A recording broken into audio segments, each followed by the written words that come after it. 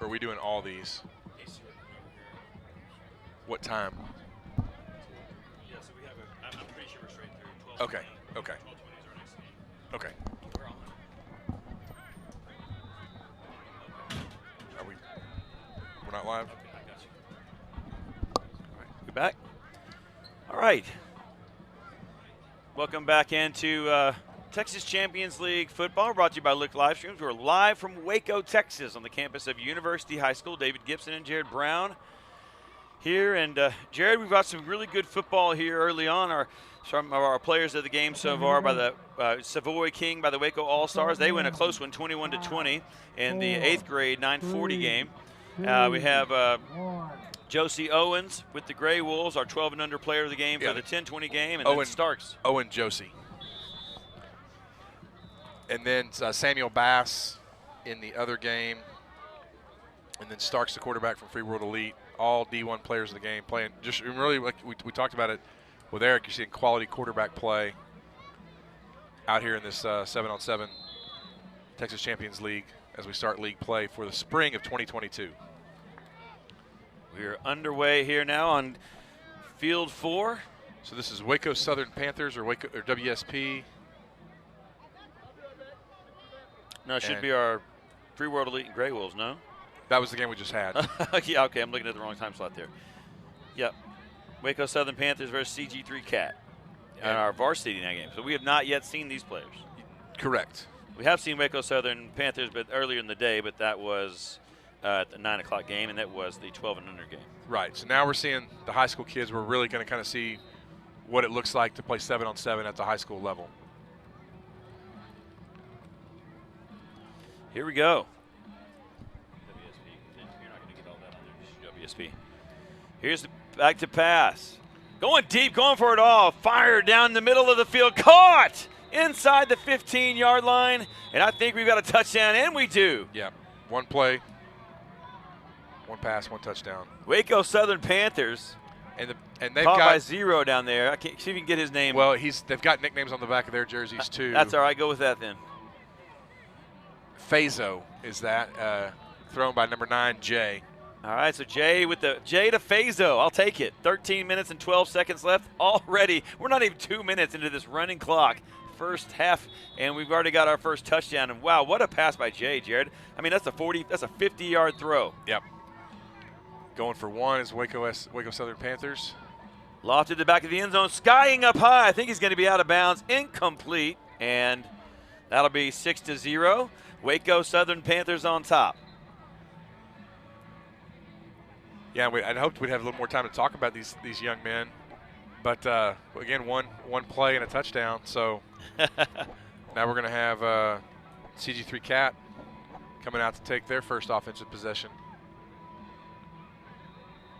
You know, there's a 15-second TFB commercial. And after touchdowns and things, when we get this little break right here, let's try to run that again. And I don't know if there's a D1 short one like that too, but okay. I mean, I think we got a solid 30 seconds. We can probably get one in if we need to. All right, here we go. So, CG3 Cat now. They're varsity, and that's 9th through 11th grade, obviously, as the seniors from last fall's football team not on this team. So 9th through 11th grade, CG3 Cat rolling out to the near side, looking downfield, throwing across the middle. High reception caught. Tagged immediately. Nice catch. Yeah, we're going to have a 4-second call. Seemed like he did take a little bit too long. So it'll be a 4-second. So it'll go down as a sack, but what you hate to see because it negates a great catch by CG3 Cats, number 2, I believe.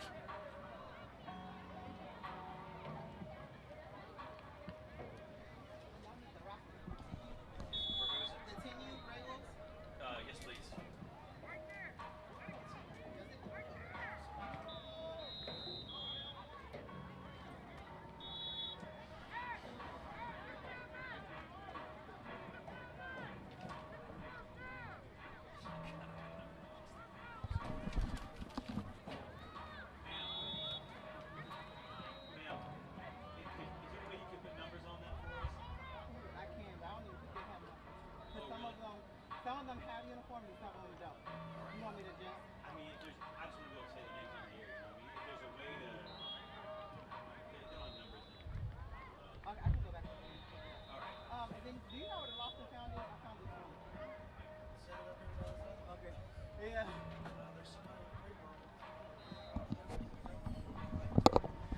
10:20 left here in the first half of play.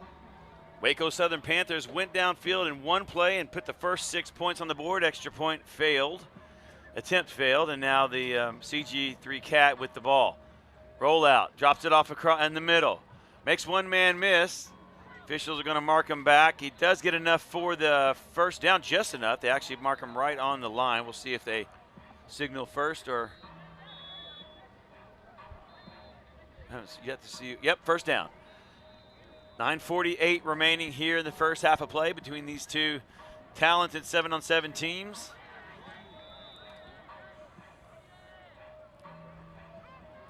Gets rid of the ball across the middle, bounces up in the air, falls harmlessly to the ground, and that'll bring up second down. Dave, that's one of the things we just saw. Luckily for CG3 Cat, that ball fell harmlessly to the ground, as you said, but some of these balls get tipped up in the air, and it's an easy interception, which leads to points for the defense.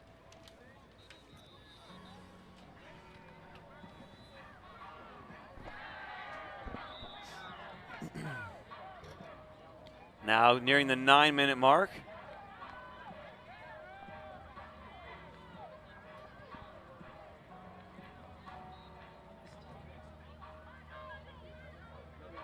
Wide open in the end zone for a touchdown. So CG3 Cat gets back level with WSP on the pitch and catch. And it looks like they're going to go for one.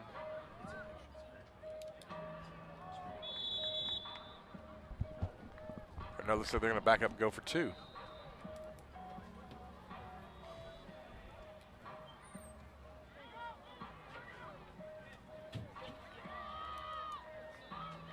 And they're going to convert. So CG3 Cat takes the 8-6 lead over WSP here in the first half of this ball game. Just over 8 minutes left to go. Here's the Texas Champions League 7-on-7 league play, first weekend. Watching the high school level, grades 9 through 11. Out on the gridiron today.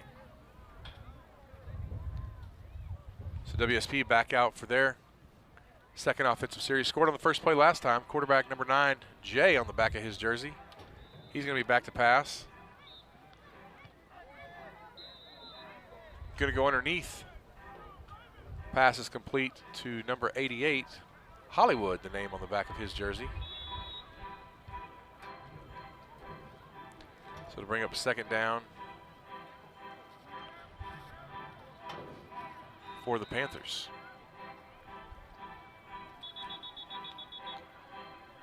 Jay with it back to pass. He's going to have a man across the middle. Makes one man miss. That's number 14, JJ, on the back of his jersey. JJ with the completion. And he takes it into the second zone for a WSP first down.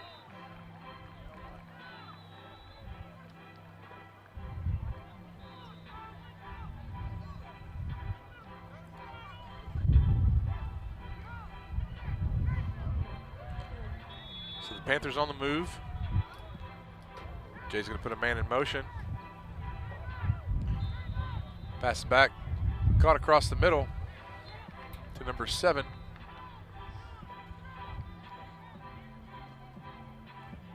Decent gain on first down.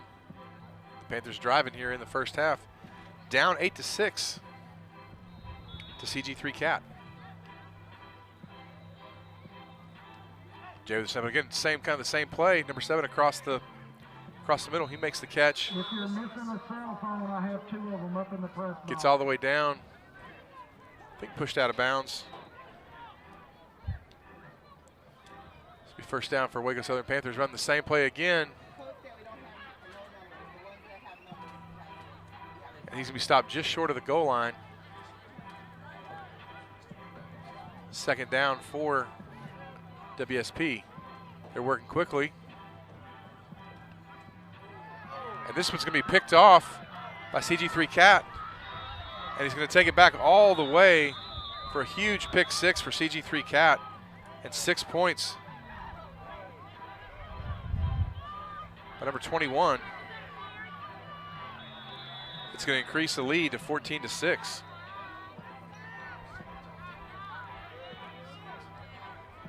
Ball was kind of tipped up in the air, and we talked about before. Can be dangerous. Popped into the hands of number 21. He picked it off and ran it all the way back with nobody back to cover for the Panthers. So that makes the score CG3 Cat 14, WSP 6 here in the first half. Just under 5 minutes remaining in the opening half of the ball game. Pleased to be joined now again by Eric Strelski, Director of Texas Champions League 7-on-7 football, and bringing us the goods. I believe, Eric, what you got for us? Yeah, so big game right here, and if I'm not mistaken, let me check my schedule because even myself get kind of confused. But look, we're starting to dab into the high school kids here, and you know, you got Lake Belton playing on the field right now, so they fall under the Waco Southern Panthers organization. Give me a second. Looks like I might have something on the field. Well, what I can tell you is there was an interception returned for what appeared to be a pick 6, and I think the question is who now gets possession of the ball. So an on-the-field issue going on. Eric's going to step away for us as we're under 4 minutes to play. So, okay, so good to have that clarified, though. This Waco Southern Panthers team out of Lake Belton. Okay, this is the group from Lake Belton, which makes sense. But as I look at it, he made the interception, and he wasn't even close to being touched on the way back. So it should be, as we understand it, David, if there's a pick 6, then the offensive team stays on offense. Correct. After the pick 6, and I think right. that's the discussion here. If they think he was touched, then it would only be worth 3 points. The interception would only be worth 3 points, and then CG3 Cat would be on offense. So I think that's what.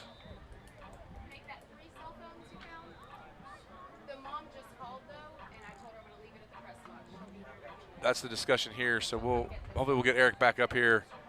Let's talk about these matchups. But it is going to be a 6-point pick 6 because WSP is retaining possession. Got a new quarterback in there, number 16, Oliveira, who's a good-looking prospect out there. My goodness, yeah, both those guys. I mean, really cannons for arms. He's a tall, lanky kid with long hair, wearing number 16. Who does that remind you of? What do you watch him throw? Young man that's now. No. He's playing on Sundays, but down in South Florida.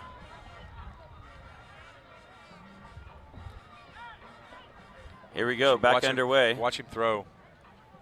Big, lanky quarterback. He got plenty of arm, though. Bullet downfield, caught it, the first down marker. He gets past it, and he'll be tackled a couple of yards past that. But, yeah, boy, nice-looking arm there. You tell me that didn't look like Trevor Lawrence throwing the ball there, David? No, you're right, with the hair and everything, right? Yeah. Strelski got the A&M fight song playing. I think it's a ringtone for a phone. Is that? I thought that was on the music outside. I was like, we're going to have to get another local university on there if we need to do that.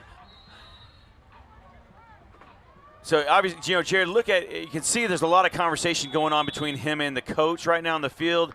So it makes me think that this is pretty new to him. Pass across the middle, caught. Going to be tackled inside. I think, they're going to mark him just short or right on the line. I don't know if we'll see. He says first down. So it'll be first and goal to go from the 15 now with 1:18 left in the first half. And, man, you got to be really impressed with the two quarterbacks here out of Lake Belton here with the Waco Southern Panthers. Drop back again across the middle. Fires down low. Caught on the ground. Did he get there? Holy cow, what a catch. Touchdown. I'm going to call it a catch. Did he get it in the end zone? Well, he signaled touchdown. Okay, he did signal touchdown? Well, no, apparently not because they got it. They got him marked down there. And his initial signal was touchdown. Maybe the other side marked him off. There's a pass all the way to the sideline. And that is the touchdown for Jared, I mean, he's throwing a ball right now. That's a college level ball. I mean, it's that out right there. Come on now, that's big time. Olvera, the name on his jersey, number 16. Okay. So in for the touchdown, makes it 14-12, and it looks like they are going to go for 2, try to tie this ball game up. No. Okay. That's right, because I got you. Olvera under center. Gonna need to hurry though. 10 seconds left in the first half. Olvera fires to the back of the end zone. It's high, over the hands, incomplete, no good, and the clock is gonna run out here on the first half of play, where our final score, our halftime score rather, 14-12. Tell you what, if you're into cell phones, there's we're getting a cell phone turned in about every 5 minutes up here. That'll take us to halftime, so we'll take a commercial break. You are listening to Texas Champions League football. On Look Live teams, David Gibson, Jared Brown at halftime. Score is CG3 Cat 14 and the Waco Southern Panthers 12, and an offensive explosion really here, and terrific quarterback play in Waco, Texas at University High School. We'll throw it to commercial break. Come back with more of it right after this. My name is Samuel Grismer. I've been coming here for about a year and a half. It's a great place. It's so much fun working out. The environment's awesome. I love how lively it is, all the music playing, how we get to work out on like this massive turf field, use all the equipment. Everything's so awesome. I've grown so much. I can picture myself the way that I was, now the way that I am now, and it's like a massive gap. If you want to get better, if you actually want to get better, this would be a great place, because they actually work on your goals, not just all right, do this, do this, do this, do this, but they let you improve and push yourself to the limit. They know your limits better than anyone. They know what's best for you, and so they will always give you what's best for you. I mean, I'm just so comfortable here working out because I know that they have my best interest in mind. And yeah, it's awesome. The coaches are great.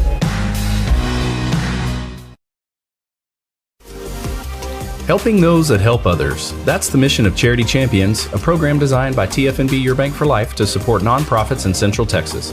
Champions are nominated by the public and selected by TFNB employees to receive a marketing awareness campaign, promotional videos, leadership training, and a team of interns at no charge to the organization.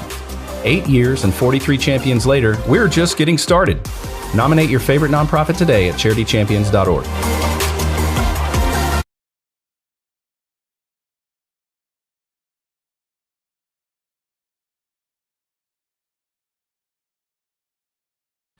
In the catbird seat up here on the press box, as we were watching Field 4 all day, bringing you live action. Today's current game, the 12-20 game, varsity 9 through 11th grade, between the CG3 Cat takeover and the Waco Southern Panthers out of Lake Belton. Score 14-12. We had a pick 6. So what else do we have going on in that half, Jared?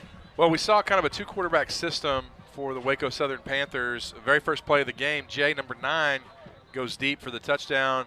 And then kind of that second, came back out a second time and gave up a pick 6 that CG3 Cat returned for a touchdown. So they're up 4. That's where they get their 14 from. And then Olvera came in and led the Southern Panthers down on a drive right before halftime and scored. Conversion was no good, but cut into that lead. So it's now 14-12, CG3 Cat. And they're going to get the ball first coming out here in the second half. And it's going to be interesting to see, kind of that pick 6. I think there were some questions about whether or not it was worth 3 or worth 6, and that could be the difference in this ball game. Well, big game here too, Jared. This Cat team is ranked on the list number 4 in the state. So I mean, you're no surprise here. They're playing well. Here's a pass on a quick slant across the middle, falls incomplete. It'll bring up 2nd down and 15 rather, as we're 14 minutes 11 seconds left on the second half clock. So, I mean, we're watching a big-time game here today on Look Live streams here at Texas Champions League 7-on-7. And I'm telling you what, I mean, it shocks me that this Waco Southern Panthers team is also not on that list, because they are loaded, especially at quarterback, but all over the field.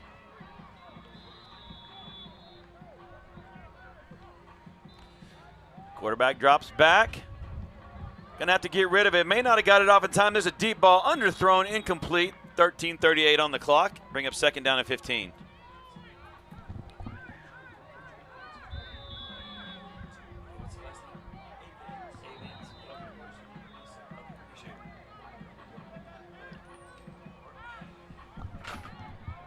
$13:21 on the second half clock between this high-level matchup. Waco Southern Panthers with Lake Belton and the CG3 Cat team.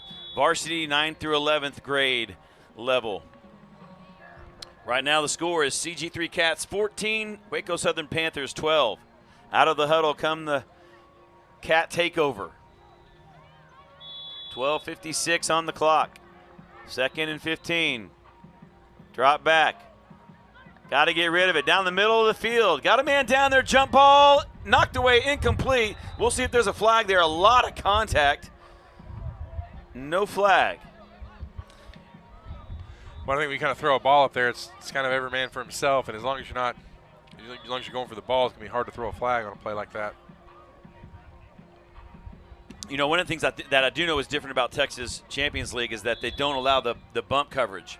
Right. To keep keep clean routes and things like that, which I think is smart. And he says a lot of times that physicality at the line of scrimmage is what leads to extracurricular activity, if you will. 12:12 on the clock here from Waco, Texas. University High School, Texas Champions League 7-on-7 football. Waco Southern Panthers with the ball. Back in at quarterback. What was the last? Olvera? Olvera. What do you think he is? He looks like about 6'5". He's a big dude. Drops back. Plenty of arm talent with this young man. Lofts it. Big, tall pass downfield. Jump ball. Caught! Is he in bounds? I think he's going to say out of bounds. I think he stepped out of bounds before he even got his hands on the ball and then didn't get a foot down either. I mean, I can't imagine being the defense out here right now. 7-on-7. There's no. I mean, he got the 4 seconds, right? But that guy's got time to survey the field like that. He can put it literally anywhere on this field. Olvera, terrific-looking prospect, as you said. I'm going to look him up, see if he's got any offers. I can't imagine that he doesn't. If we had a roster, we could do that a little easier. It's Olvira. O-L-V-I? I-E-R-A. Okay.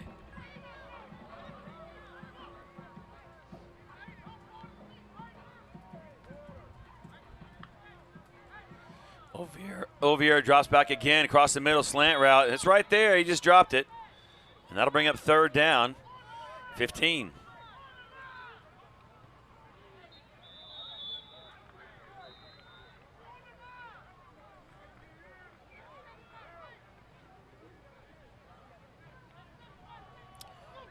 Don't see anything popping up on the line with him.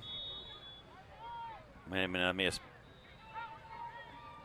Well, he's not popping up. We'll see. We'll keep efforting on that. 10-12 left here in the second half of play. Nice tight ball game, 14-12. Cat takeover up. Olvera throws the ball out in the flat. This one's underthrown for probably the first time today. That's incomplete, and that'll be a turnover on downs. And now it's going to be important here, Jared, for the Waco Southern Panthers to hold with about 9 minutes 51 seconds left. If this the CG3 Cat team gets another score between them, that's going to be difficult. Definitely, David. You definitely wanted to see, something from the Panthers to kind of go down and get some points. Can you show the graphic of that top 10 after this play? So, CG3 Cat takeover now with the ball. Left side of the field, caught in traffic, 5-yard pickup.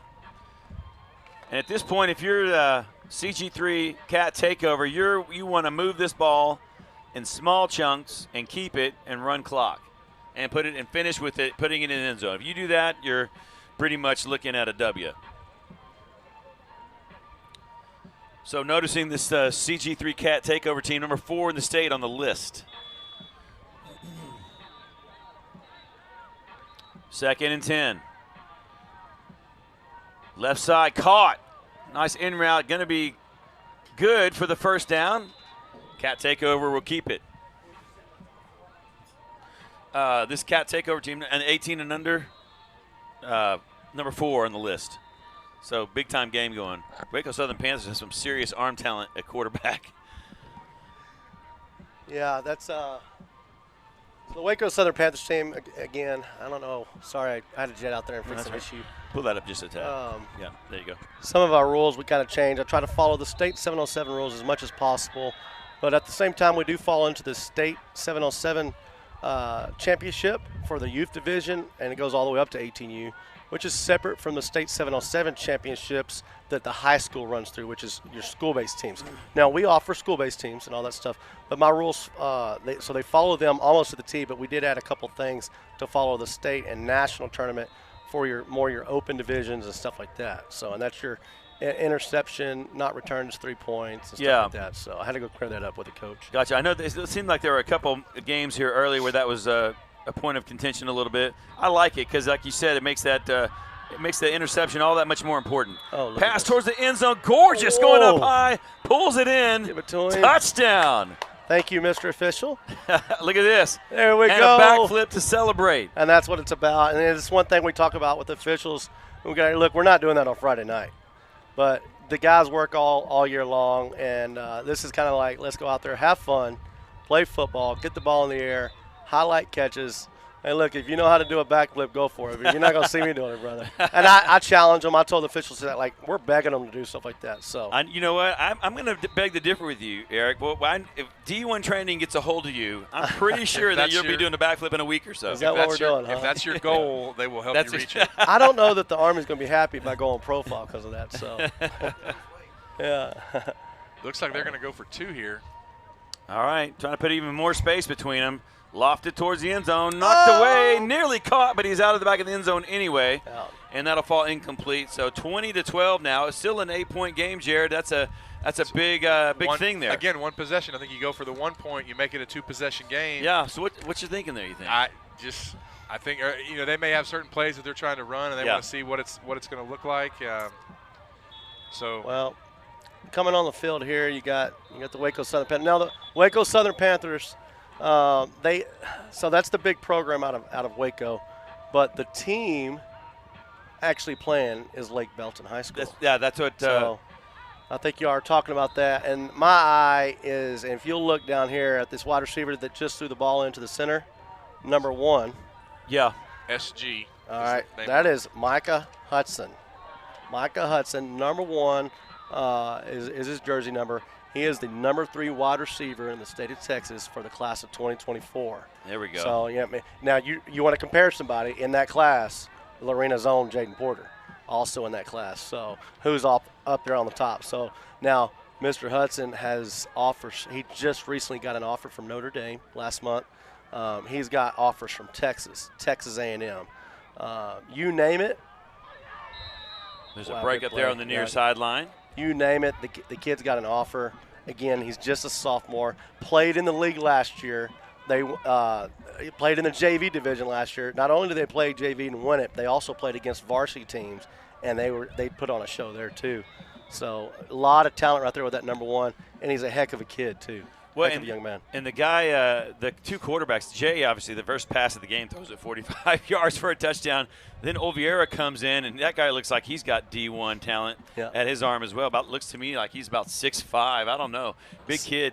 Yeah, so number 9 back there, he played quarterback majority of the time, gets most of the reps last year. I would imagine, look at this. You got to make it. Anyway, so that kid got player of the game last year, player of the week for me last year. That quarterback, number 9, real good young man. Great attitude. I went up as soon as I saw him today. I went up and gave him a pinch right in the gut, and he started laughing. So, yeah, good. There's a bunch of good kids out there. So, yeah, and on defense. Did we get a turnover there? Yeah, just on downs. Okay. That was 3rd down, and they just didn't. Trying to pull up some info on Micah Hudson here. Yeah, please do. If I put your eyes on an individual back there on the Lake Belton's defense, if you look at the guy right in the middle, number 5 with the I don't know if he's got his shirt over his helmet. No, those are hoods. That Oh, have, he's got his hood over his I helmet. guess you can wear it over the headgear. Yeah. But it's got the Southern Panthers logo on one side, WSP on the other. Well, keep your eye out on that young man. A class of 2023 safety out of Lake Belton, number 5, Javian Wilcox. Jared, you're going to like this. Committed to Baylor last month. Ah, okay. He's out here right now? Yeah, number 5, number right in 5, the middle of the field for Lake Belton. Deep safety. Nice. There's a ball lofted to the far sideline. It's caught over there. Did he get his feet in? He did. That'll be a first down inside the 30, so zone 2 down there, knocking on the door. So I'm looking at Micah Hudson here. We go online. He's a 4-star recruit. They've got him as the number 7 recruit in Texas. So you're talking about a high-level recruit there, 6 foot, 186 pounds. Lake Belton. He's out of Temple, Texas, class of 2024. Looking at his offer list, Baylor, Cincinnati, Houston, Michigan State, Notre Dame. Let me keep going here. Ohio State, Ole Miss, Oregon, Pittsburgh, SMU, TCU, Texas, A&M, Texas Tech, and UTSA. So what an offer list there for Hudson, and great to have him on the field here in the capital of 7-on-7 football. Texas Champions League. 2:28 left here before the end of this one. Good to have Coach Strelski up here with us. Jared, what's the score on this game? I'm trying to figure out what play I'm about to run here. 20-12. It's 20-12. CG3 Cat up. You need a pick 6 is what you need. Well, and even that wouldn't, because you can't get extra points on it. Well, right now, Coach Givens, smart coach, one of the smartest coaches we got out here. Very, very passionate. I guarantee you he's waiting for the official to raise his hand for that 10-second count off and to get down to the 5. He is in no rush here. Yeah. We're bottom 50 of the game. Yeah. So he's no rush. He wouldn't mind using all 4 downs here inside the 15, the third quadrant. So let's see what he does.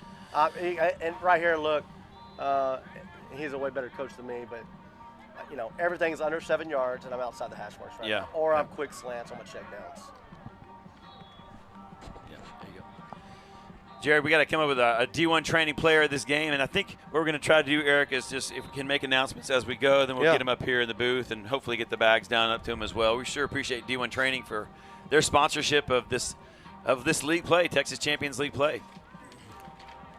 Drop back, pass across the middle, picked off. He thinks he's going to score. We'll see. He's already doing the Dion. Well, is that a 7 or is that a 1? Oh, is he hurt? I hope. Is that 1? Yes. Is that Hudson? I hope that. Tell me he's not hurt. He's not hurt. I think he's playing. What a terrific-looking athlete. Well, that is number 1. That's Micah Hudson. We just mentioned him. Yeah, and 4-star recruit. Jared, you got to pay attention to the new trends, man. That's that new dance. We just didn't pick it up in time. So. Every time I try a new dance in my household, it's met with looks of disgust and angst. My question is, can D1 training teach us how to do that? That was like a modified gritty almost, covering just like a mixed with the Dion high step. Now, so what just happened is they just intercepted for a touchdown at 6 points. Right. So but the ball goes to the other team, no extra point. Right. So now it's 20. That's a heartbreaker. Yeah. Now, me and Coach Gibbons just talked about that's what I had to go on the field and talk to him. He's like, oh, no extra points? He wanted the extra point. I said, unfortunately, it's the new rule. It just ended up paying off for him. What's the thought there? Well, look, here's the thought. I'm following suit with the state and national tournament. No, yeah. So. But I'm saying, like, what is their thinking there? What do you think their thinking is? You give up a pick 6, you're okay because you're up by 8. Right. Hey, let him run it back. But keep talking, Coach. And that's why you almost wondered, like, should he have gone down? Well. And not run it back. You get the 3 points, and then you get the ball back. 100%. And with that new rule there, and only a few people have picked it up, but unfortunately somebody just spilled the beans on it. So it wasn't going to be me. But that is kind of the thing that people have been talking about is there's a few people have figured that out. If you're in a position like that, and that's the first time I've seen it, take the 3, drop it, and then you get the ball back, and then you win the ball game if you can go score. Right. So lesson learned there. You give me a player gain, I'll go see if I can pull the kid. Okay, you bet. So that's our final. Let me go to commercial break real quick, Jared. 20-12, big win there by CG3 Cat. Number 4 team in the state on the list. We'll be right back with more of Texas Champions League football on Look live streams right after this. Big Box Bank make you feel like just another number? Now serving 113. Come experience personalized banking. Come bank with locally owned TFNB, your bank for life. Here you can speak directly to the decision makers to find the best banking solution for you. From free checking accounts, money markets to great CD rates. Upgrade your banking relationship today. Bank your way at TFNB, your bank for life. When I started over 3 years ago, my first goal was to really consider losing a little bit of weight. But really, different than losing, I would really like to say that I've gained something. I've gained confidence, I've gained strength, I've gained stamina. So it's always interesting in today's society, right? We want to be leaner, we want to be smaller and so forth. And so we have this weight loss mentality. But to me, the gains have been more dramatic than anything else.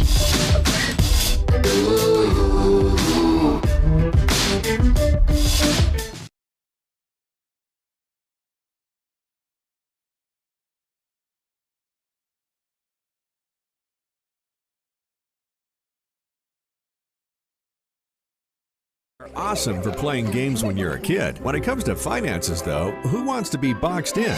Break free of big box banking. Come bank with locally owned TFNB, your bank for life. We're a community bank with customized relationships to fit each customer's needs. From free checking accounts, money markets, to great CD rates. You'll always have direct access to the decision makers that don't believe in a one-size-fits-all approach. Upgrade your banking relationship today. Bank your way at TFNB, your bank for life.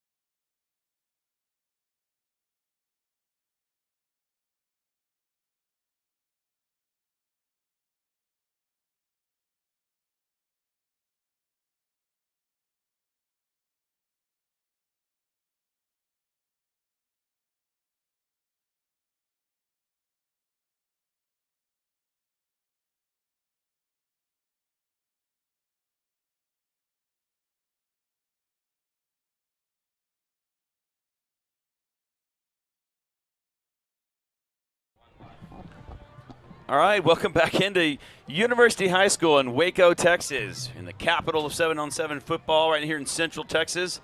Led to you by the Power League that is known as the Texas Champions League. David Gibson, Jared Brown here field side as we have just watched CG3 Cat take over, knock off the Waco Southern Panthers here in the varsity level.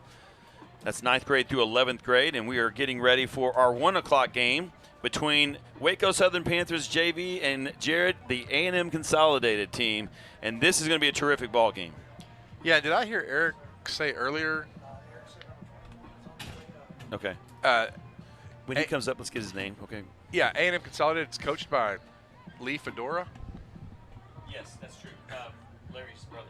Yeah, former coach at Robinson and Navasota.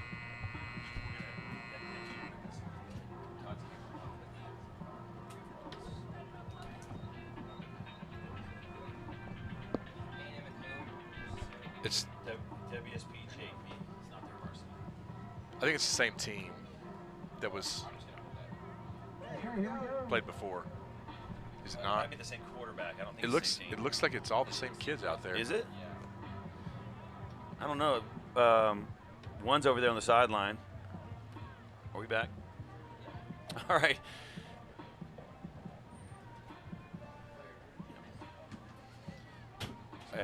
Hey, Clay, we need to get that hooked up. Come on in, buddy. Have a seat. Tell us your name. Joseph Forks. F-O-W-L-K-E-S. Okay. All right, Joseph. Hey, when you get a chance, what was the first name? I'm sorry. Joseph. Joseph, when you get a chance, if you can get us a roster for y'all's team, maybe ask the coach if they have one, because we want to be able to talk about all you guys. You know what I mean? So, terrific game, by the way. We just wanted to bring you up, and let me get you a headset here. You can put this on, and we're going to kind of talk it with you and also talk about the game at the same time. So we'll just be going back and forth a little bit. Jared, who do we got here? So this is the Waco Southern Panthers, who were just on the losing end to CG3 Cat at the high school level, 20 to 18. Now we've got Oswego Southern Panthers kind of turning around, playing a double dip, taking on A&M Consolidated. Both the Waco Southern Panthers, this squad out of Lake Belton, again versus A&M Consolidated out of the Brazos Valley. Drop back to pass. Looking to the far side of the field. And a one-on-one battle out there off the hand of an intended receiver, incomplete. That'll bring up second down. Yeah, so we're joined now by the CG3 Cat defensive back Joseph Falks. And Joseph, congratulations on being named the D1 Player of the Game. We saw you hit with the pick six early on, brought it back for 6 points, and that seemed to kind of be a huge edge as you guys kind of gave up a touchdown on the first play of the game, but then came back on that second defensive possession for y'all. So just talk about what it's like being out there playing defensive back in this 7-on-7 league. It's a fun experience. I played offense and defense my whole life, so getting out there and playing with the guys is pretty easy. Awesome. Now, where do you go to high school? I go to Ellison High School. Ellison. Okay, so you guys are out of Killeen? Yes, sir. Okay, awesome. Again, we'll talk about what it's like to play in a league like this. Does it really help you guys in the fall to have this opportunity to play 7-on-7 like this in the spring? Yes, sir. Especially the level of competition, because most of us are freshmen and sophomores. So we play in 18U, we get the experience, and it's easy when we get back on the field. Joseph, how long have you guys as a team kind of been together? This is our first year. Oh, wow, okay. So, and can you talk about how this league and getting to play 7-on-7 has helped you hone your personal skills? I mean, how does this make you guys better? It works on our craft, our footwork, and really knowing the game, how to split coverages, how to play coverages, and how to just get better in general. Yeah, we were talking about how, one of the fun things about this is you don't have an offensive and defensive line, so teams from multiple levels can compete against each other. 12:40 left here in the first half. No score. There's a pass caught out in the flat. Got some burner speed going. Tries to get to the corner. He'll be tackled, but not before he picks up a big first down. Yeah, it looked like A&M Consol held the Waco Southern Panthers, turned the ball over on downs in that first possession of the game, and now on offense for the first time today.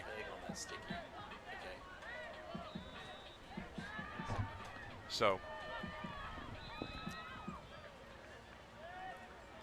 again, joined in the booth by D1 Player of the Game, Joseph Falks from the CG3 Cat out of the Killeen area. And Joseph, typically, how many games do y'all play in a weekend? You come out here on a Saturday, you play. Is it 2 games? Is it normally 3, 4, 5? We're still learning. We're still learning ourselves. We usually play 3 or 4. Okay. A&M Consolidated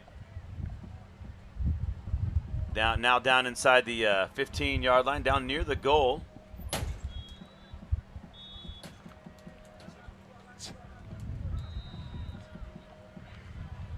All right.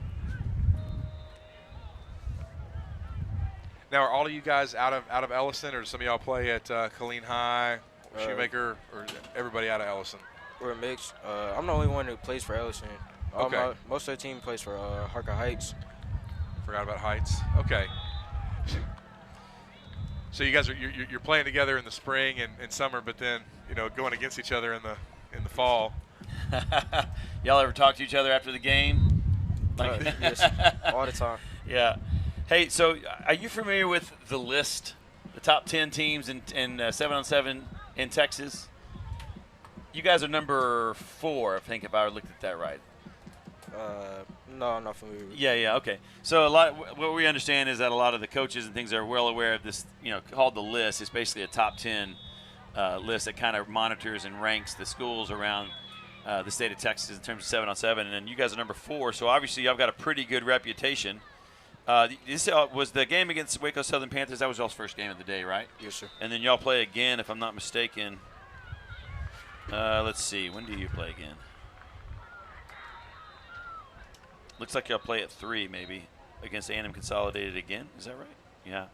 Now, do you know much about the other teams that you're playing when you're coming into these games? Do you know, that this Waco Southern Panthers is predominantly a Lake Belton team? Do you know that? Do you know the guys on the other side? I don't specifically know them, but I know one of them named Micah Hudson.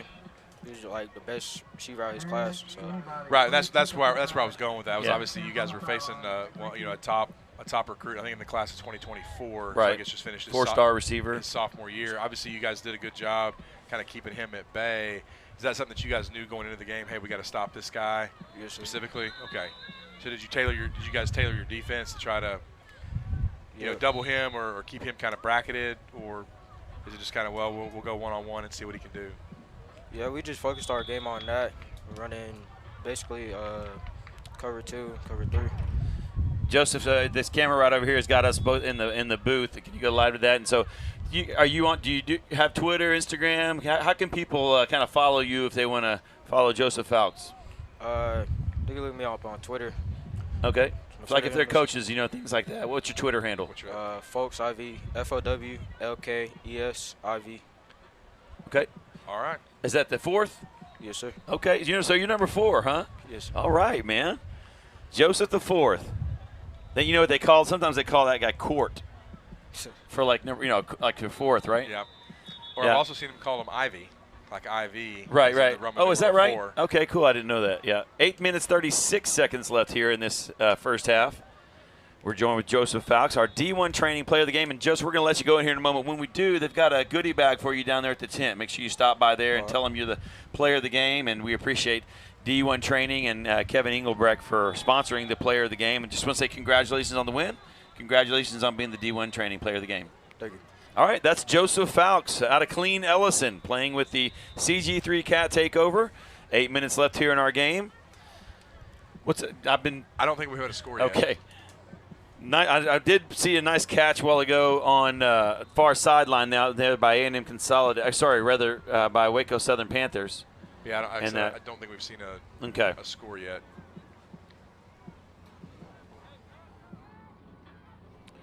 Take off that. Yep. Appreciate it, man. Congrats. Make sure you get that bag, okay? All right. Congratulations. Best luck. That's a lot of fun, man. It's all about the players out here, their development, their exposure, chance to make the most of their talents and skills, and have a great time. 7:26 left here in the first half. Waco Southern Panthers on the move. Jay is the quarterback.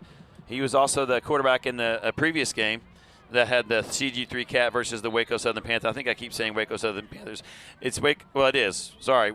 I think I was saying CG3 Cat. Waco Southern Panthers, JV, and A&M Consolidated. There you go.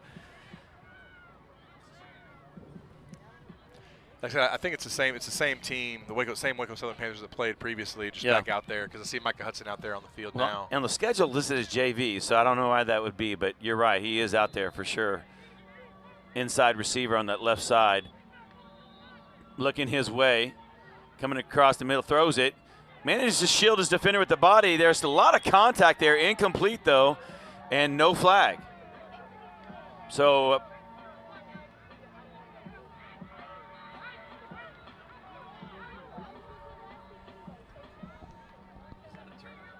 Yeah, I think that was third down. Or fourth down. Okay. So long drive there comes up for naught, right? I think the score is still 0-0.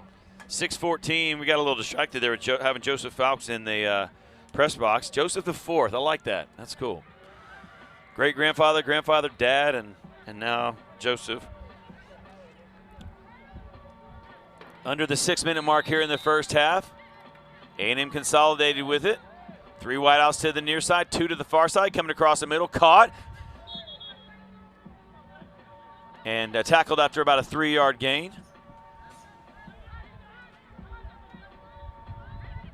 A&M Consolidated really with a chance here, Jared, to kind of own the clock here late in the first half and maybe go into half with the lead over a very good Waco Southern Panthers team.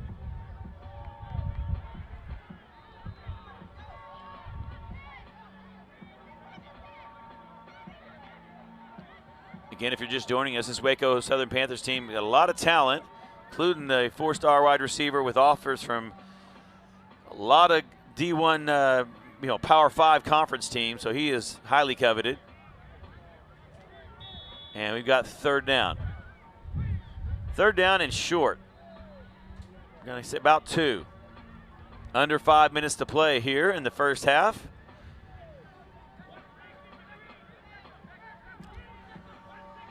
Coach is calling out a play both ways.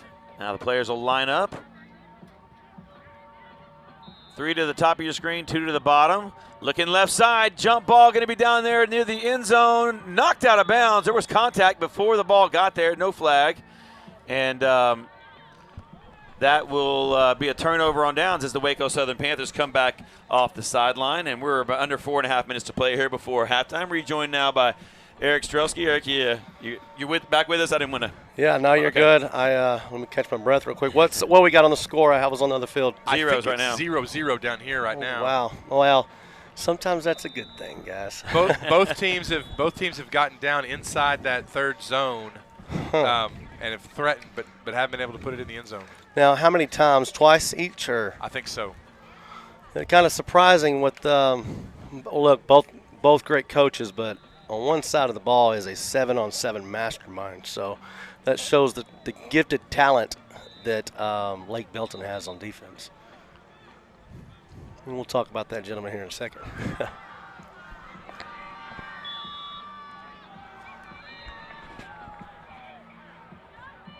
Eric, can you tell us what they're talking about down there on this field? Because I see a penalty flag, but I don't know what I didn't see a signal. I'm not sure if it was pass interference or. Yeah, I'm wondering too, and Can they call a holding, like a defensive holding? Yeah, you can.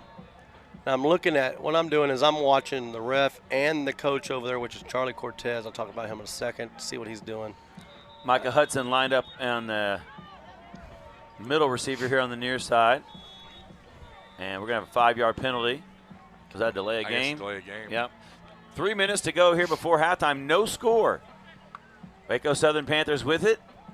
Oliveira looking on the, he got to get rid of it. I don't think he got that one off. Down in the end zone, tipped away by A&M Consolidated. And yeah, that's number one for A&M Consolidated. That's Wesley Greaves, class of 2023 safety, an absolute stud. He's one you want to put in your Google search. Wesley Greaves out of A&M Consolidated. Spelled Greaves. I'm going to go with the Greeves. Okay. V-E-S or is it V-S? Don't ask me. I'm a graduate of Milano High School. All right? And if they're listening, I do apologize to my English teacher, Ms. Brown. Look, Mr. Greaves. I think it's EA. He just popped up. You know, that's what I was going to say. But yeah. Mr. Greaves got offers from all over the place as well. So Wesley Greaves, he's out of Willis High School, I believe. Let's see. No, he's not. He's out of A&M Consolidated. Yes. Let's see. I don't need his huddle. I want to get his rivals. We'll go another one. There. Oh.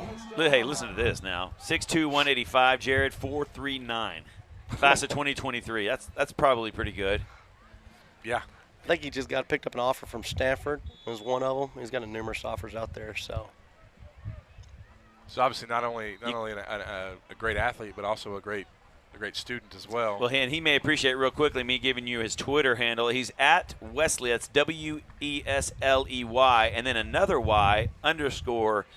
So at Wesley Y_8 if you want to follow Wesley Greaves there. He just picked up a big pass interference penalty as he came in and just kind of. And that's the reaction by Wesley is definitely expected, but he's definitely pushed him out there. Yeah, and the thing was he didn't even have to because the pass was going to be incomplete. I like to laugh about stuff because as soon as I see a play like that, the first thing I'm going to do is look at old Charlie Cortez, who I know very well, and see if he's upset about it.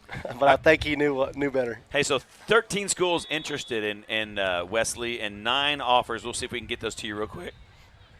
Yeah. So Air Force, Army, Buffalo, North Texas, Rice, Southern Methodist, SMU, Texas State, Tulane, Utah, Baylor, Mississippi State, Texas Tech, and Tulsa. So all of those teams with official. Oh no, actually, let me go back on that.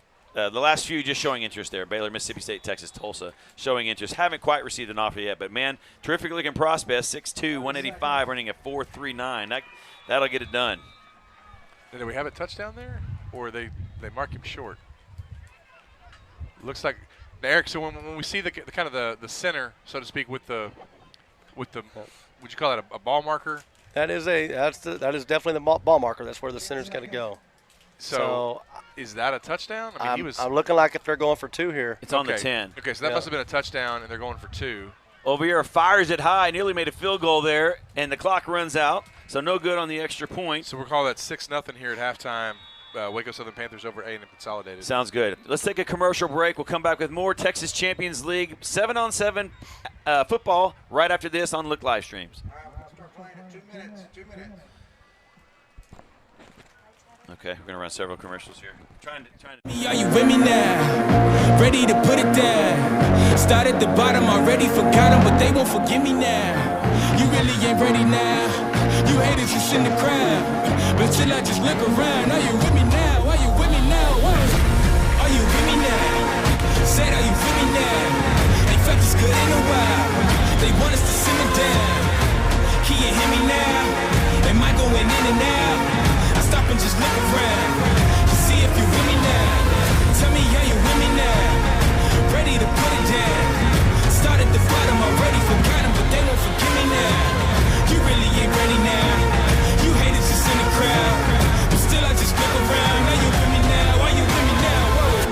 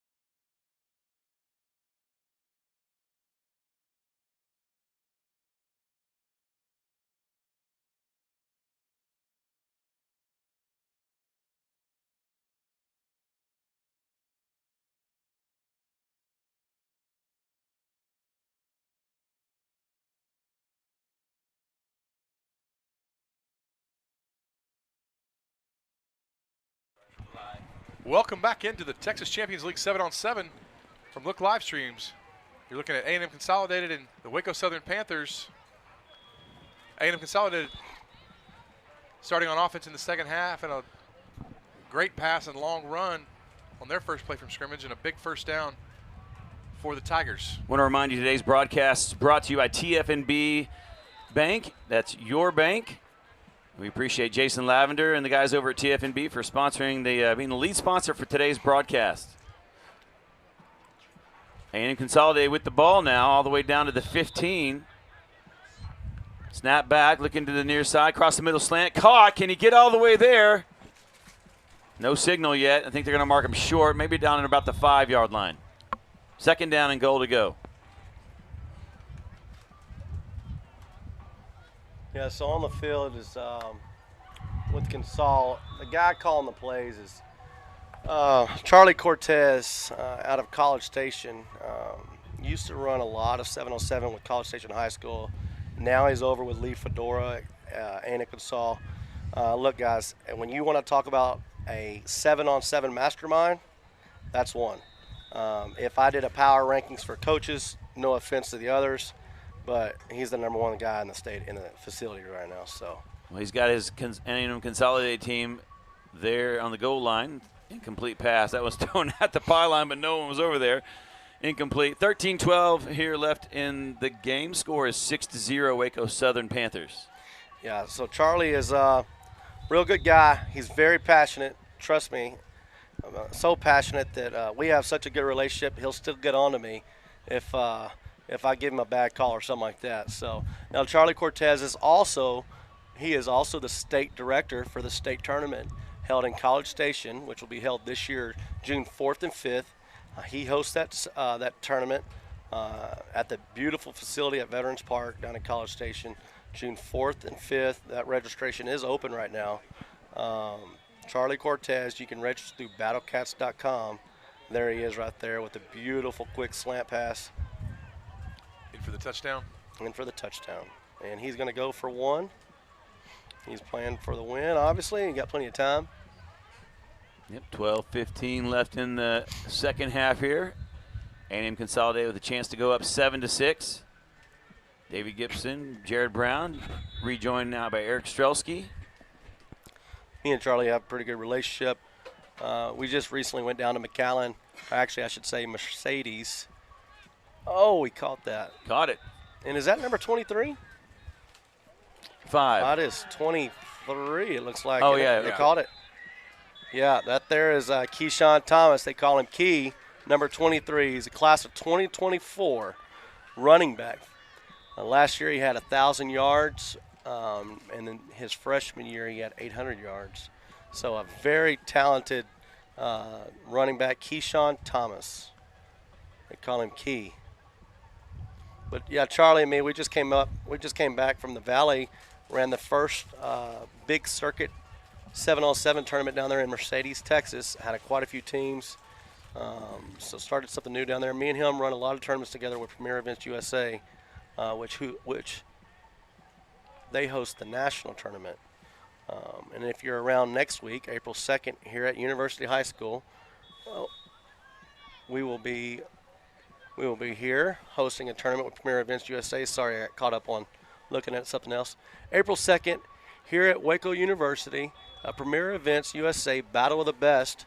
The winner gets in each division gets a invitation to the national tournament, which will be held down in Temple this year, April 23rd and 24th. Oliveira fires a rifle cut pass, caught on the slant. Did he get tagged? No signal yet. Yep, Will called him down. Okay, gotcha. Yeah, it looked like he got him on the leg. Hey, speaking of Keyshawn Thomas, by the way, 140 rushing attempts last year, 1,100 yards, 13 touchdowns, 12 receiving, 3 receiving touchdowns. So more like you said, Eric, the running back. He had 602 yards in 2020. So this is a guy that's proven he can get it done. Yeah, he is 1,100. I gypped him 100 yards there. I'm going to blame his coach. We won't tell him. Oliveira there, overthrown incomplete. 10 minutes left here in the game. So Waco Southern Panthers currently trailing by a point, 7-6. We're starting to get down to the nitty-gritty here. All right, guys, I got to step out again and go look at this field real quick. Yep.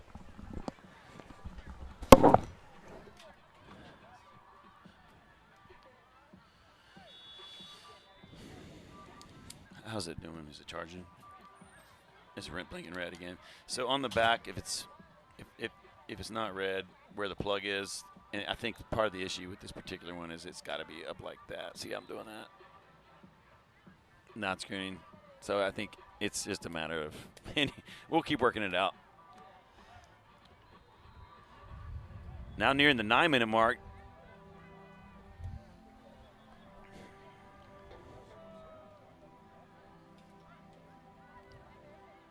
So, Jared, obviously big-time talent here. Not a surprise here at the Texas Champions League. Really the biggest and best 7-on-7 league in the state of Texas. And when you're bringing in this kind of Micah Hudson, Keyshawn Thomas, and Wesley Greaves. Wesley Greaves, yeah. I mean, big-time talent here in Waco, Texas today. When you think about these, after this play, A&M Consolidated trying to keep the Waco Southern Panthers there. They were trying to get it across the line and pick up a first down, which they do. And they do.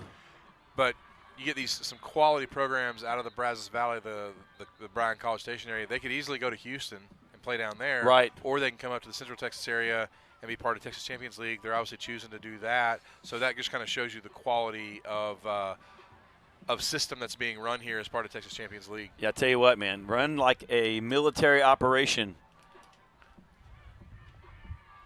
I mean, let's see. Every single game today. I tell you what, if you're thinking about coming up here, you need to take a look at it because every single game today run on time. Great teams on the field. Strelski gives a great deal, significantly less expensive. There's a fight for the ball up in the air, incomplete. 7:47 left, and it's no surprise that this thing has quickly become as big as it is. Over 70 teams. I think he said 75 teams now. It's still a month to go. It's not too late to get it. No, you want to play the best? Get up here, Waco, Texas.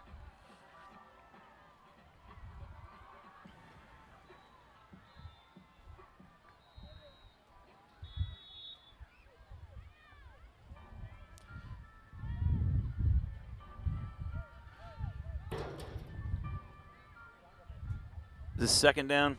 Should be second down. Yep. Here's the snap to Oviera, looking across the middle, got time, throws it, man there, caught in the end zone, touchdown.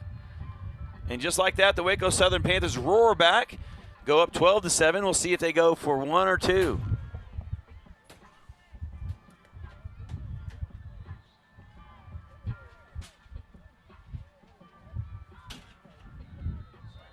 They're going to go to back all the way to the 10. So, Jared, they're going to go to 2 and trying to put this. Well, that would at least make it to where they couldn't lose if A&M Consolidated went for 2, right? Right. Well, they could still lose. Ooh, did he make it? Wow, He terrific catch in traffic. Number 4. See if we can get the back of his jersey. Give that man credit. Pass from Oliviera on the 2-point conversion is good, and the Waco Southern Panthers go up by a score of 15-7. Yeah, it should be 14-7. 14-7.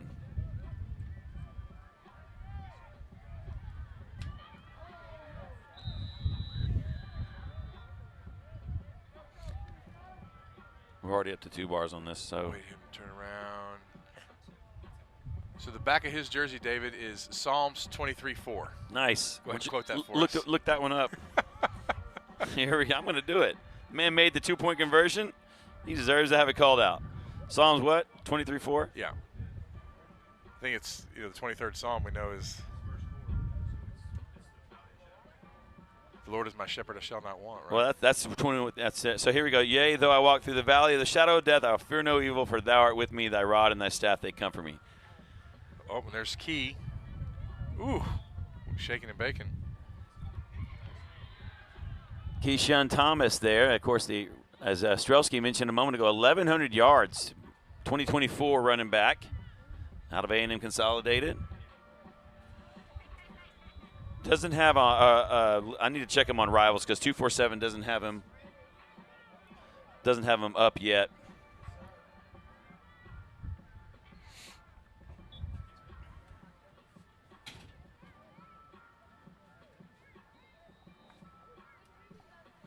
Here we go. A&M Consolidated trying to get the lead back. Jump ball, corner of the end zone, nearly intercepted. Knocked down, though, and we're under 4.5 minutes to play. So got to think, Jared, this is do or die time for A&M Consolidated. And, one of the things I didn't talk to Eric about or haven't seen on the rule sheet is if there's a tie. Is it just a tie, or do they go to an overtime? I mean, because there's no. I think there is a way to settle it. He was mentioning that there's some games that he wish would be a tie, but that apparently isn't in the rules. We need to look that up. So looked like we might have had a penalty. Moved the ball back. And Consolidated with it, looking to the near side of the field, lofts it up, wobbly pass, end zone, jump ball, picked off. What an interception! And is that Psalms 23:4 again? Yes, it is. So that's going to be 3 points for Southern Panthers. So they'll increase their lead to 10 now, 17-7, which is a huge. That's a big difference right there. Huge play right there because now it's no longer a one-possession game, and they're going to get the ball back. Waco Southern Panthers are going to get the ball back here. 3:22 and counting on the running clock. So. Okay, so this says no tiebreaker in league play except championship game. Okay, so they can tie then. Okay.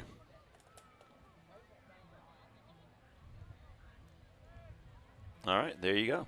Now you know. 3 minutes remaining now. Waco Southern Panthers in control of this game. But I tell you what, an interception, like you mentioned, Jared, earlier, an interception that's not run back, that's huge. You get the ball right back, and you get the 3 points. I mean, it's really a chance for an 11-point play, if you will. Here's a deep ball down the middle, jump ball. This one's intercepted by A&M Consolidated. I think they're going to wave it off though, and it's the 4 second. Yeah, it's going to be a sack because he did hold it for a long time. That's Jay with the ball in the quarterback position again. Yep. And again, that's unfortunate for A&M Consolidated because if they get the interception there, they get the 3 points to make it a 7-point game and then get the ball back. But as it stands, it's just going to be second down. Again, clock's running now. We'll dip under 2 minutes by the time the ball is snapped. And if you're WSP, you're trying to just kind of milk this clock for all it's worth and try to get out of here with a big win. 2 minutes. 2 minutes remaining. Going to have illegal motion against the Waco Southern Panthers. But again, in that sense, like you don't mind that at this point because it's just it's kind of the doing. It's almost like taking a knee in a way. One of Bill Belichick's favorite ways to do it is just keep taking penalties that keeps the clock running, and you run it out and win the game. So if you got 75 yards behind you, just take about, what, 15 penalties? Well, yeah, I mean, it's only so many before the clock won't run. I got you. But in this sense, because it's a running clock, it's just, I mean, run some guys out and then just throw it in the ground. 4 wideouts here to the near side. Coach T is one of them. Psalm 24-3 is one of them. Got to get rid of it. I don't know if he did it. Deep ball down the left sideline. That one is picked off. No, I'm sorry, that one's complete. And they're going to say 4 seconds. Yeah, yep, take a sack. We're under a minute to play here. But again, it kind of does at this point. It's turnover on downs, but right. But again, you're under a minute to play and up by 10. So it's basically just don't give up a play on the first, touchdown on the first play. Yeah, you're probably all right. Well, and even then, I mean, by the time you get down there, with the extra point and everything else. But they're trying to get something here else on the board down the middle of the field. He had a man open in the middle. Yeah, nearly intercepted there. 26 seconds on the clock.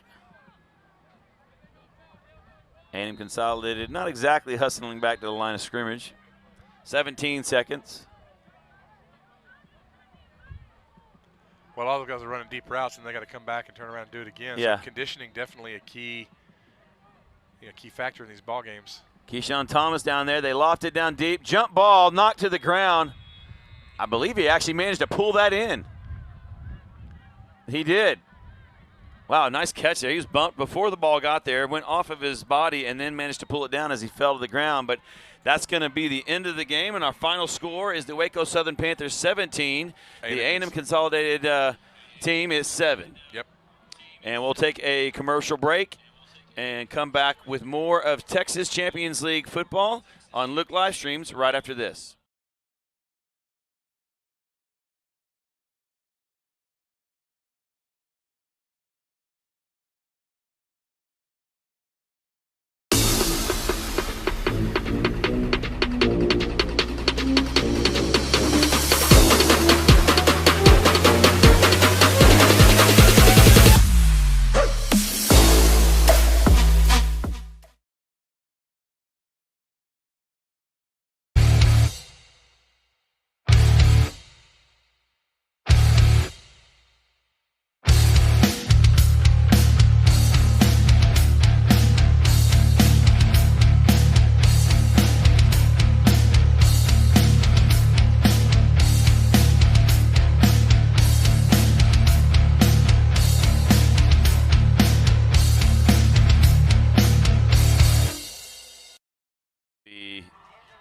One of the 10 and under.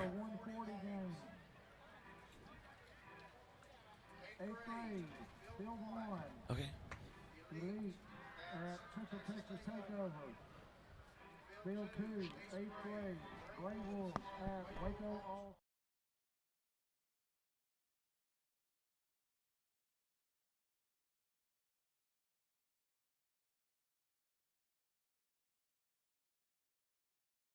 When I started over 3 years ago, my first goal was to really consider losing a little bit of weight.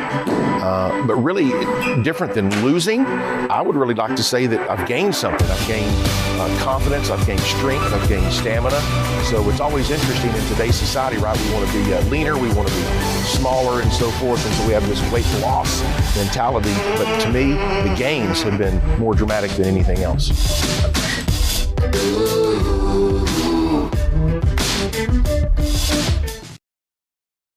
Are you with me now? Ready to put it down. Start at the bottom, already forgot them, but they won't forgive me now.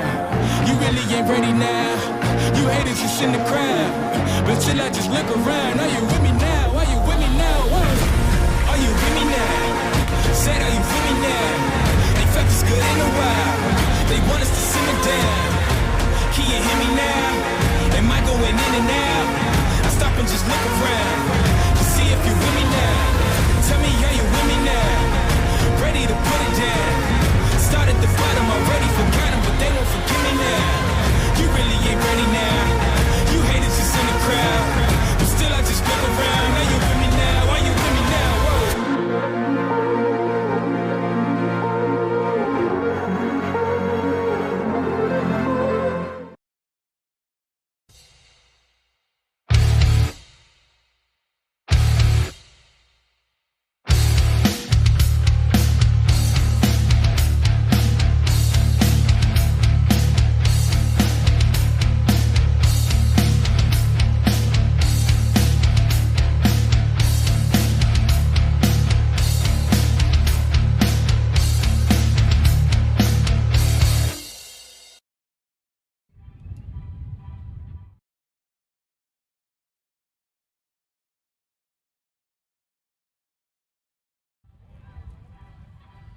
All right, welcome back into Waco, Texas, here on University High School campus. David Gibson, Jared Brown here with Look Live Streams, bringing you Texas Champions League 7-on-7 football. Just fresh off a 17-7 victory between the Waco Southern Panthers over A&M Consolidated. David, I think we've kind of I know I've certainly been confused. We've got kind of two divisions where you've got like a varsity division in 9th through 11th grade, but you've also got a JV division. And at least from the Waco Southern Panthers perspective, they've got kids that are playing on both of those teams as we've seen them play kind of back-to-back games. I don't know if it's a way to get kids more games or how that's working, but now we're switching back to the 9th to 11th division. Well, but we're going to see a lot of the same. Probably going to see a lot of the same kids. And it looks like it's Waco Southern Panthers against A&M Consolidated again. Right, but okay. This was the game before. It was called the JV division, and now it's the 9th through the 11th. Okay. So I think we're going to see a lot of the same players on the field, just in different divisions. Gotcha. Well, and because prior to that JV level game, it was a 9th through 11th with Waco Southern Panthers. So we're going to see same team, the same kids, same three games in a row, just different divisions. Yeah, gotcha.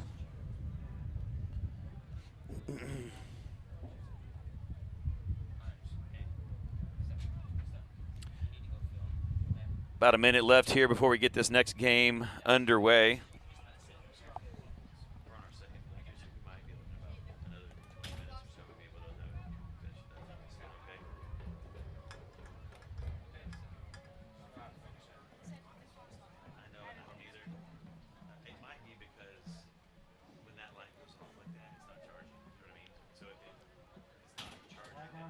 Taking a little time out here real quick. Bear with us.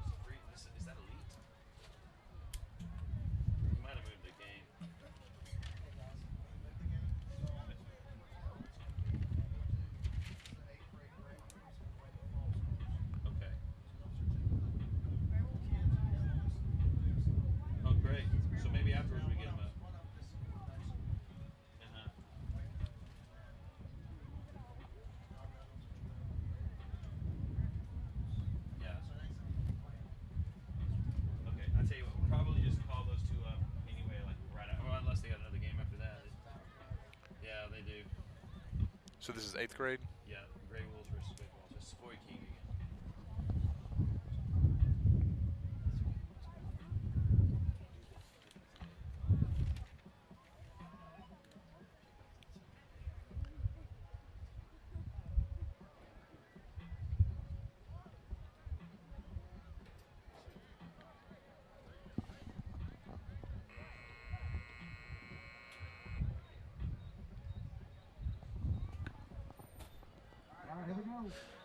All right, back to get underway here.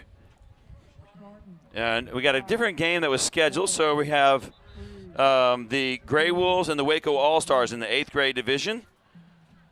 And we are back underway.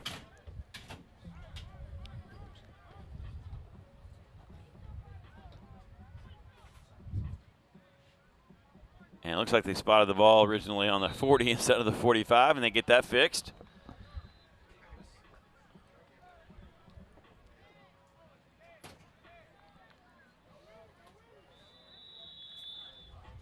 Back to pass, across the middle, knocked down.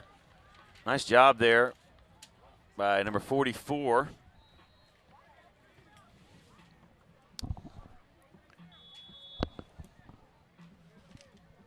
Josie Owens or Owens Josie? I can't remember, Jared. Owen Josie. Owen Josie. All right. Quarterback for for the CTX Gray Wolves. Gray Wolves. And he's done a nice job running the offense all day for his team. Owen Josie fires across the middle, intended for wide receiver. There's good defense there. He wanted to pass interference, no call. That was number, 24, I think, if I'm seeing that right? No, I think that's number 2.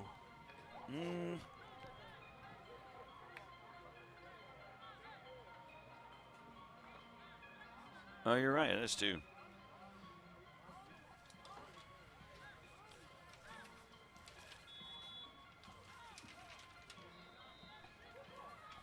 $12 and under division here on the field 4.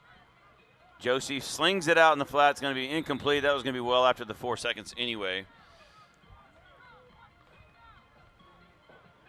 Okay, so they'll turn it over on downs.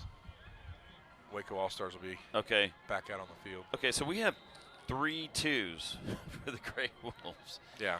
Now, because that's not Samuel Bass, and it's not Tano Wooten. Are you sure it's not? Are you sure it's not Samuel Bass? I mean, he had his hood on earlier. It's possible, I guess. He looks a little lankier to me, but here's a pass caught, and it looks like we're going to have a false start.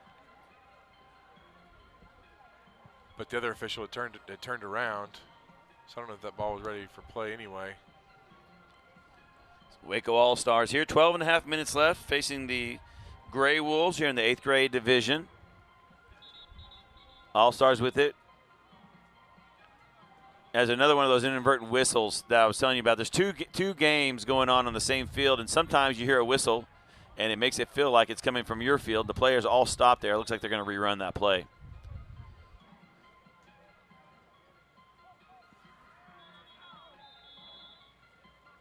There's a snap. 3 wide outs to the near side, to the far side. Got a man behind the defense over there. Didn't see him. Threw it out in the flat to the near side. Pickup of about 4 on first down. That should bring up 2nd down and 11. Well, no, I think they're gonna call that second play, David. They blew it dead because Waco All-Stars didn't. So is this 3rd? So this is 3rd down. Okay. Now. So 3rd down and 10 as we're 11:39 left on the clock. Man goes in motion to the far side. 4 wide receivers over there flooding the field. They're going to go down the middle, underthrown, incomplete, and definitely some contact. Wide receiver looking for a flag. I think he's thinking there was holding or something. Yeah, but he definitely got held. But so it looks like they're going with another play. So well, the officials are kind of waving their hands like that was it. It's oh no, he's turning over. Yeah, this one on the near side is. You're right. So turnover on downs, and that'll bring the Gray Wolves back out. Led by Owens Josie, the quarterback.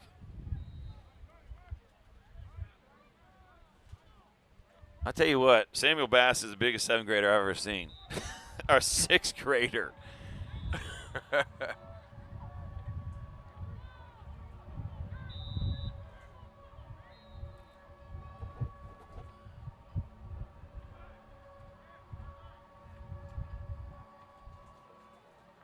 I think you're right, because I'm looking on the far sideline, Jared. I don't see what would it be, Samuel Bass on that far side. He's lined up here to the near side of the field. I'm throwing that thing up for him. Josie looking right down the middle instead. Has a man down there. Incomplete. Nice sportsmanship going on there by the Waco Southern Panthers, helping them. I'm sorry, Waco All-Stars, helping them up off the field. And that'll bring up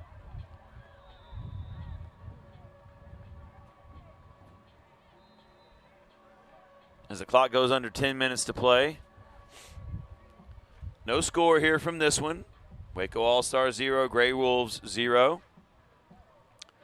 Appreciate you joining us today. If you are just joining us as Josie throws it out, dropped, incomplete. That'll bring up 3rd down and 15.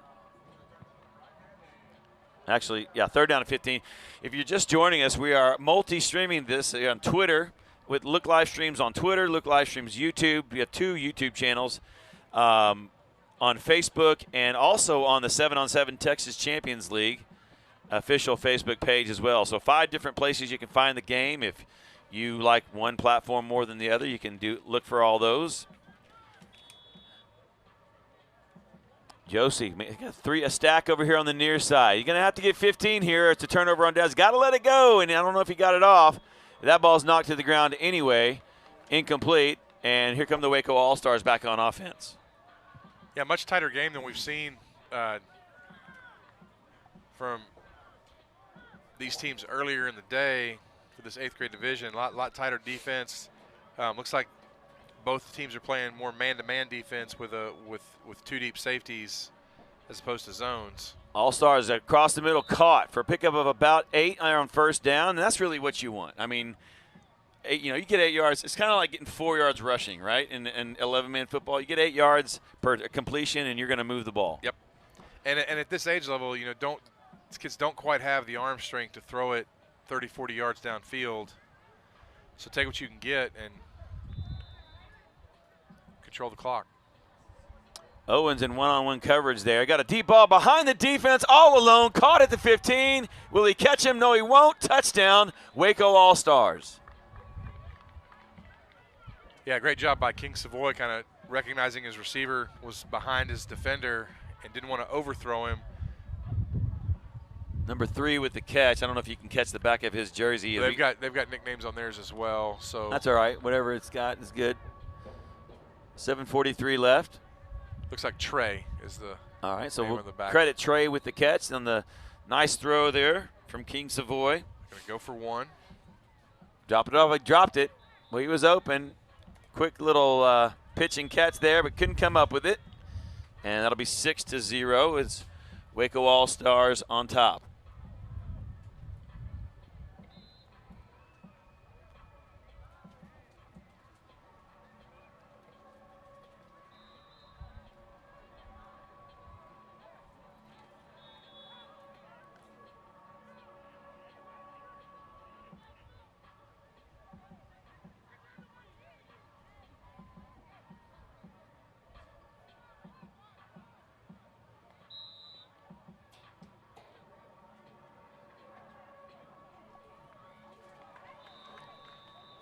And so the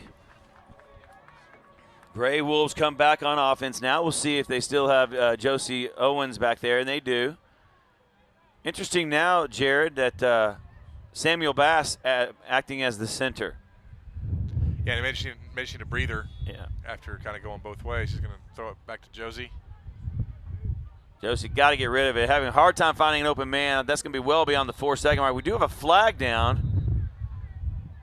And I'm not sure how that would be affected by the 4 seconds. We'll wait and see how they rule on that. They're going to call the 4 seconds and bring it back and be 2nd down. Yeah, I'm sort of like the way you would call it a turnover and then go back and review. I mean, say, go ahead and call the play all the way out. Throw the flag and then see what happens. Yep.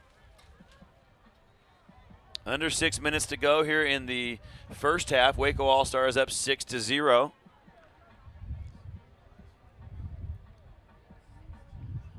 It's about 72 degrees up here in the press box. I'm sure it's not quite that cool out there in the sun. These guys have been playing game after game after game. Could get into the mid-80s today.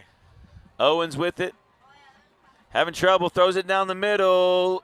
Nearly intercepted, incomplete. I think we're going to have another 4-second call anyway. He's got his stopwatch held up, so I'm guessing that's what that is. 5:20 left. I think you're right about Bass. He appears to be kind of winded. Oh, and there's a penalty there. It's going to march it 10 yards up, so that'll bring up a 3rd down and 5.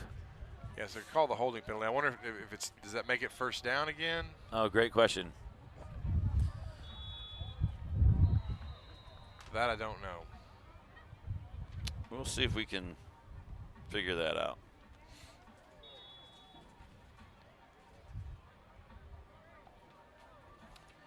Here come the Gray Wolves out of the huddle. So, yeah, they're going to repeat 2nd down. Okay. There you go. 4:36. Clock continuing to run. Time-consuming drive here with all the issues going on here on this one. Owens with it. Gets rid of it. Nearly caught by Bass. Incomplete. And that'll bring up 3rd down. So Gray Wolves trying to get this thing knotted up before halftime. Trailing 6-0.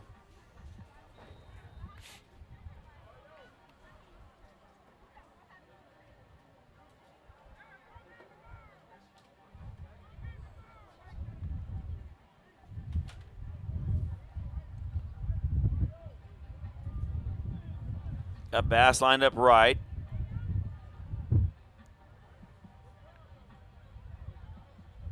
Owens with it. Looking towards Bass. Got him over there. Fires it downfield. Caught. 15-10. Long-legged Bass towards the end zone. And he's in. Touchdown. And we're knotted up at 6. Yeah, good job by Owen Josie to hit Bass in stride. Just let him do the rest of the work. We got a real good look at the stride on Bass there. That's a good-looking wide receiver.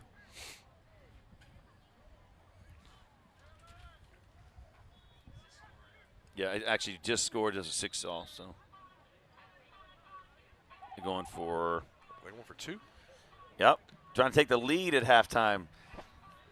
You know, to your credit though, Jared, that whole chasing points thing seems to be even more important now in this 7-on-7 because you really can have the clock run out on you. Exactly. That's why I think it's a lot easier to get a point from 3 yards than 2 points from 10. All right, so Owens waits at about the 14-yard line on the snap. He'll take it. Looking to throw across the middle. He'll fire it in there, nearly intercepted. And falls harmlessly to the ground, though, and we're tied at 6 with 2.5 minutes left before halftime.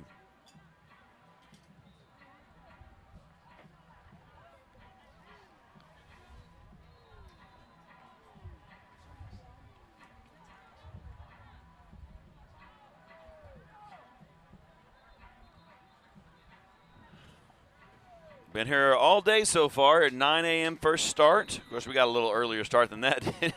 Getting set up this morning. Beautiful, cool morning. Got here about 7:30. Got things set up and underway at 9 a.m. And a game every 40 minutes from there. 2 15-minute halves, 2-minute half times, and then 5 minutes in between games. And that keeps the Eric Strelski machine on time and well-oiled. Savoy King across the middle, incomplete. Clock running now at 1:35. So, you know, Jared, if you're Waco All-Stars right now, you got a great chance to take the lead. And I don't know if it's alternating possessions by half or if the team that didn't get it to start the game gets it to start the second half. Yeah, that's what it is. Well, so this is an opportunity for them to go 2 for 1, if you will, and put a little distance between them if they can. Knotted up at 6 here. False start. So what do you do if it's on the 45 and you false start? Is that a loss of down? Yeah, that's just what he signaled, loss of down. So that was that was 3rd down. So it looks like you're right. Wow, big play there as it gives Gray Wolves will take over. The Gray Wolves a chance if they can to get it downfield. Huh? How you doing, guys?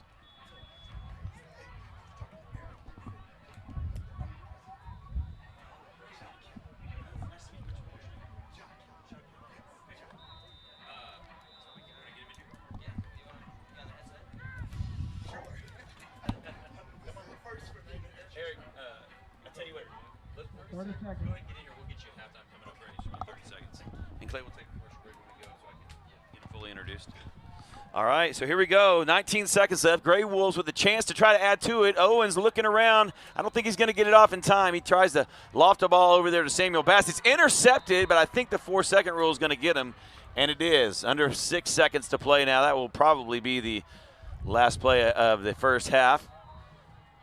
And it will. We'll go to halftime 6-6. We'll come back with more of Texas Champions League play right here on Look Live Streams. David Gibson, Jared Brown headed to the break. All knotted up at 6. Right back after this. When I started over 3 years ago, my first goal was to really consider losing a little bit of weight. But really, different than losing, I would really like to say that I've gained something. I've gained confidence, I've gained strength, I've gained stamina. So it's always interesting in today's society, right? We want to be leaner, we want to be smaller and so forth, and so we have this weight loss mentality. But to me, the gains have been more dramatic than anything else.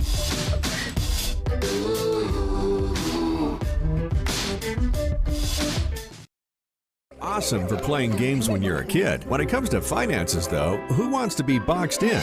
Break free of big box banking. Come bank with locally owned TFNB, your bank for life. We're a community bank with customized relationships to fit each customer's needs. From free checking accounts, money markets, to great CD rates, you'll always have direct access to the decision makers that don't believe in a one-size-fits-all approach. Upgrade your banking relationship today. Bank your way at TFNB, your bank for life. All right, we're right here. Welcome back into University High School, Waco, Texas. David Gibson, Jared Brown. Now pleased to be joined by Waco United Youth Sports President John Kelly. And John, welcome in the booth. Of course, your team, Midway Beast, here today, playing 4 teams, I think you said. Talk to us a little bit about how it's going for you all today and just in general, the Waco area. Yeah, it's just amazing to have all these teams here from Central Texas to be up here and playing at University, and for us, Waco United and Midway Beast out here representing from the 8-year-olds up to our 12-year-olds. So it's been amazing day of competition. How's your team playing? How are your teams playing so far today? Yeah, a lot of new green milk behind the ear type things, so they get some experience, but we'll be ready on the next round for sure. There you go. So talk a little bit about just 7-on-7 football in general, particularly here in Central Texas. It almost feels like this has kind of become the capital of 7-on-7 football, if you will. Just talk about that experience. Yeah, it's just amazing that it gets the kids aware, fast-paced, keeps them thinking, and it really prepares them for the regular season because now they can think on their feet, and that's really required these days. One of the things that we've noticed is, and really over the years, you've watched Texas go from this the state of Texas go from this running-dominated, high school football to now the elite state in producing quarterbacks. It's got to have something to do with the 7-on-7, doesn't it? I think so. I think you're spot on, and we're enjoying it. Yeah. What about the wide receiver part of it? Because I think that's got to have a huge impact on the wide receivers as well. Oh, for sure. As you watch the NFL and you see those guys like Odell Beckham and all these guys making these catches, all of them emulate. And so it's great to see the youngsters out here and starting to get that level of competence out on the field. So do you guys have a varsity level team, an 18 team? No. Okay, no, right. Yeah, we go up to 12 years. Okay. And so we feed into each of our school districts, Conley, China Spring, Waco, Midway, etc. That's great. Waco All-Stars fires downfield. Savoy King has a man there, bobbled, caught inside the 15. He's going to be shoved out of bounds, and we have a flag down as well. That's going to move the ball ahead even. Actually, I say that. It's caught outside the 5, so that's going to move it inside the 5. And Waco All-Stars with a chance to go up. It's currently tied 6-6 here, just underway. Jared Brown, David Gibson. We're with John Kelly of the Waco United Youth Sports. And, John, talk a little bit about just the 7-on-7 Texas Champions League. We got 70 teams in the league this year, and a lot of quality plays. Several players out here with D1 offers from the Blue Bloods of the Blue Bloods. And tell about the level of competition here in Central Texas. What do you see? Yeah, definitely elite level, first class, premier level competition. And even for the new guys coming in, it really teaches them and let them understand the level of competition that they can achieve. And so it's been amazing to compete together with these guys. So do you talk to people at home that want to find out more about Waco United Youth Sports? How would they go about doing that? Yeah, just hit us up online, wacounited.org, or they can follow us on Facebook or Twitter at Waco United. So give out those handles, if you will. Yeah, at Waco United on Twitter and Facebook, and then on the web, wacounited.org. Gotcha. About near the 13-minute mark here. Yes, did we had? Did we have the extra point? I was the Waco too busy talking to John. Yeah, it's great.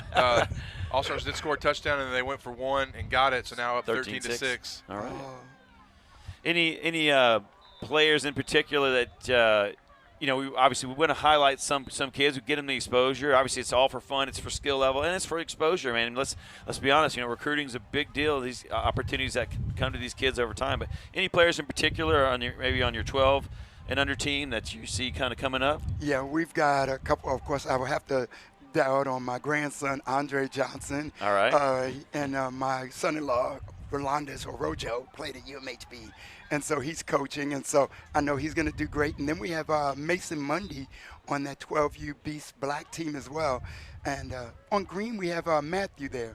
And then there's an eighth grade team that has Cesar Chavez quarterback. I think he's going to be great, Justin Neal.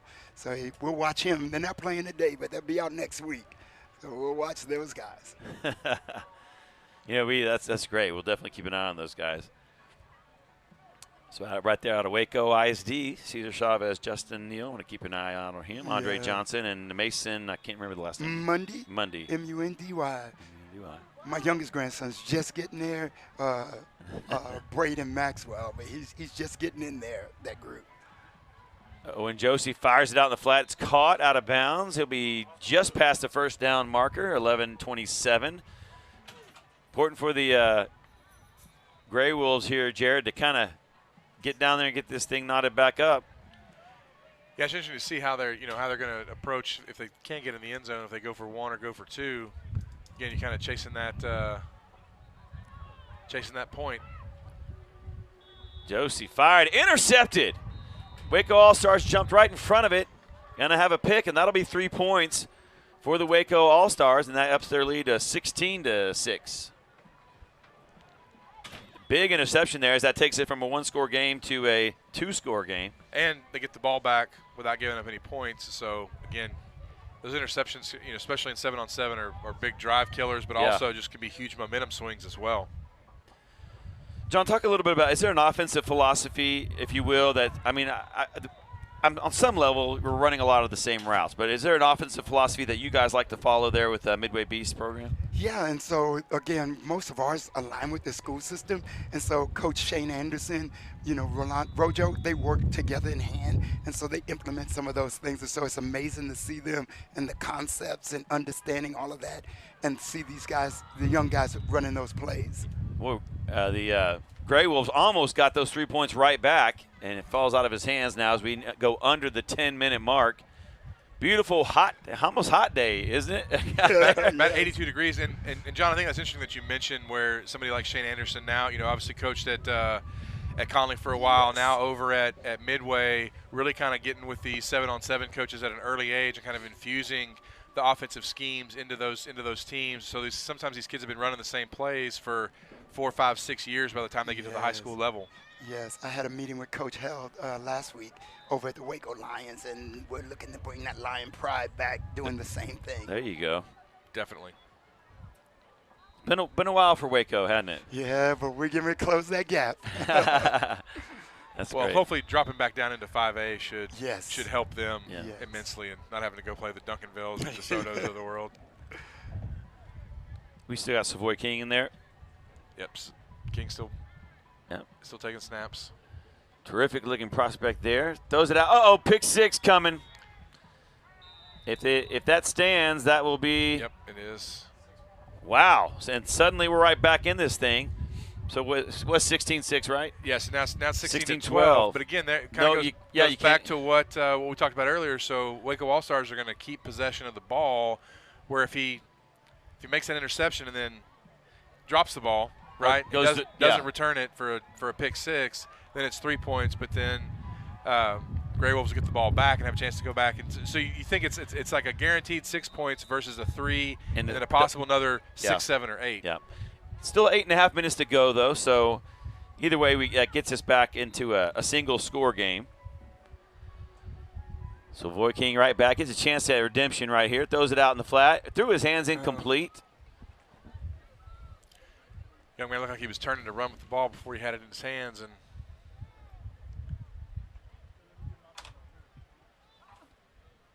Yeah. Well, John, we really appreciate you joining us, man. I mean, sounds like good things going over there with Midway Beast and the whole area. Appreciate all that you're doing to help the young men develop as players and as young men. And so thanks for joining us here in the booth today. I appreciate it, and definitely a shout-out to all our lady coaches. We celebrate Women's History Month. There you go. And my veterans friend back here, Coach Carl Govan out here, help keep everything going in our organization, where we try to lead by character through sports. So we appreciate you. Yes, sir. Thanks a lot, John. Appreciate you being with us. That's John Kelly of the Waco United Youth Sports Group and leader of the Midway Beast teams out here today, 4 of those guys. And we appreciate it all that he does here in the capital of 7-on-7 football. Savoy King with it still, throws it out in the flat, caught, and just to avoid a guy and pick up a first down there. So thanks a lot, guys. Appreciate it. Yeah. Thank you. Yes, sir. Under 7 minutes here to go in the game.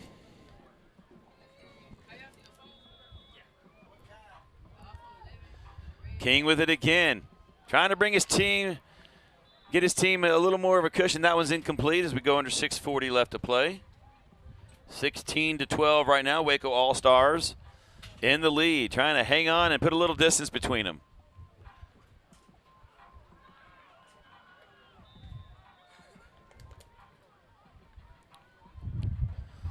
Our 140. So we'll have a couple more games after this one.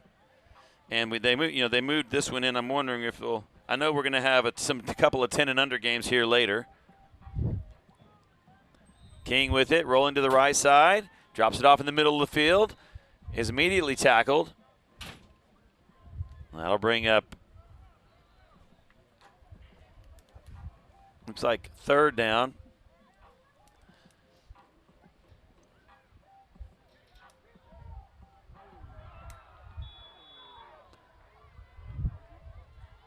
And goes in motion out of the backfield. King with it. Looking in the middle. Throws it back at the end zone. Caught on. Nice touch pass there by King. And that's a touchdown for the Waco All-Stars as we go under the 5.5-minute mark.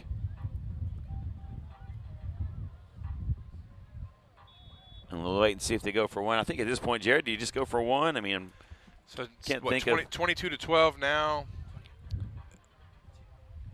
So, I mean, that, Yeah, 22-12, and I think, you go for one to just get up by 11. I mean, just get that extra point. And that's what they're doing. King rolling to the middle of the field. This one's going to be incomplete. And that'll give the Gray Wolves a chance. So, Gray Wolves down by 10. I tell you, though, a pick and a touchdown, and this thing could easily go the other way here in the last 5 minutes. Definitely, yeah. That's the thing is that, you're always the great thing about 7-on-7 is you're literally one play away from changing from changing the momentum and swinging the kind of the tides from one team to the other. So, be interesting to see. Owen Josie has not necessarily played as well in this game, and I think you got to credit obviously the Waco All-Stars defense. They've kind of switched to a man-to-man approach versus a zone. But he's held the ball for a long time. He really has. He's had a ton of 4-second calls, and really just has not played well. And that's not being pejorative about him. He's just having to. I mean, it's great defense on the other side. Exactly. And it's getting late in the day. These guys have played a lot of games, and might start to get a little tired. He's throwing a lot of passes. I can tell you that much. Yep. Just now going under 4 minutes to play.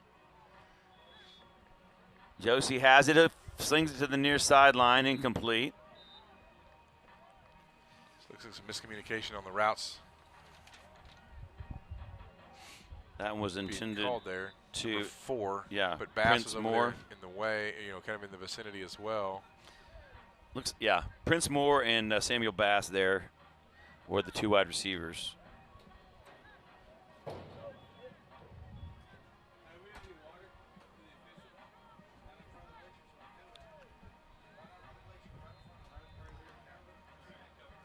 Josie with it again, pump face, looking for somebody, gonna get it off, throw it out of bounds, incomplete. I think they were gonna get him 4 seconds there anyway. Yeah, like I said, he's really struggling to find some open receivers, and I think obviously I'm not sure if the All-Stars have made a. It looks like they're they've really abandoned the middle of the field. Have you noticed that? Yeah. As we go into 3 minutes to play, and so, which is what I think.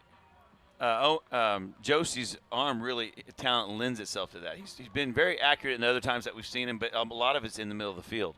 Yeah, trying to throw an 8 to 10 yard out route is a tough throw for anybody, let alone a 12-year-old. Yeah, 12 and under-year-old actually. Lets it go. Lofts to the near side. Overthrown, incomplete. Looks like again maybe missed communication on the route there, and that's going to be a turnover. Go back to the Waco All-Stars here with under 2.5 minutes to play. You got to think at this point that they're going to go on to win it. Of course, again, the whole pick six with that having points. I mean, this is and so in this particular case, I think if you're up 9, wait a minute. No, if you're up 11 at this point, and so they're up 10, and they could literally get a pick, like you're saying, get 3 points and not score, right? And then go down and get a touchdown with a 2-point conversion and win the game. Exactly. Waco All-Stars caught, managing to avoid a couple of defenders. Nice job there. Name on the back of his jersey is Smoke. Well, I see why. He caught the touchdown earlier, and and he may have caught the touchdown to begin the game for the All-Stars. So number 15, Smoke, having a great game out here against the Gray Wolves. Here's a pass to the middle of the field, also caught. Under a minute and a half now, minute 21. David Gibson and Jared Brown here live in Waco, Texas on the University High School campus with Look Live Streams bringing you Texas Champions League 7-on-7 football. About to go under a minute to play. Savoy King's been the quarterback, gone all the way. 4 wide receivers to the far side, 1 to the near side. King has it. Throws it out, caught near the sideline. Makes one man miss. Tries to get to the sideline. He's going to get tagged from behind right around the 15-yard line. They're going to say he's inside of it. That's a first down for the Waco All-Stars. Nice move there on the edge.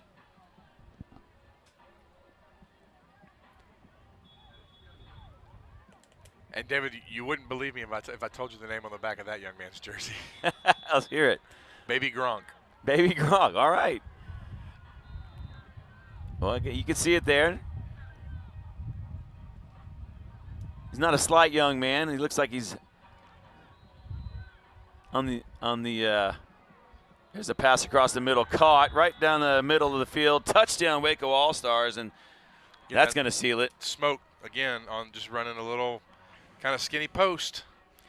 We'll go ahead and name Smoke our D1 training player of the game here at our 140 game between Gray Wolves and Waco All-Stars. So Smoke with the Waco All-Stars on the 8th grade team. He'll be our D1 training player of the game. Let's take a commercial break. Out about 5 minutes in between ball games. You're listening to Look Live Streams production of the Texas Champions League 7-on-7 football.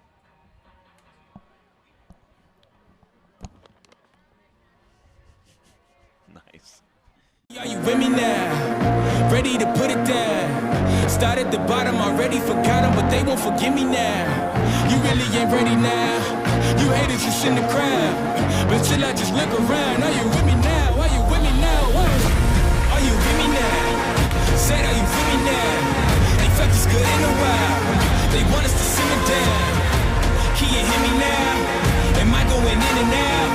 I stop and just look around to see if you with me now. Tell me, are you with me now? Ready to put it down. Start at the bottom, already forgot them, but they won't forgive me now. You really ain't ready now. You haters just in the crowd, but still I just look around. Are you with me now? Are you with me now? Whoa.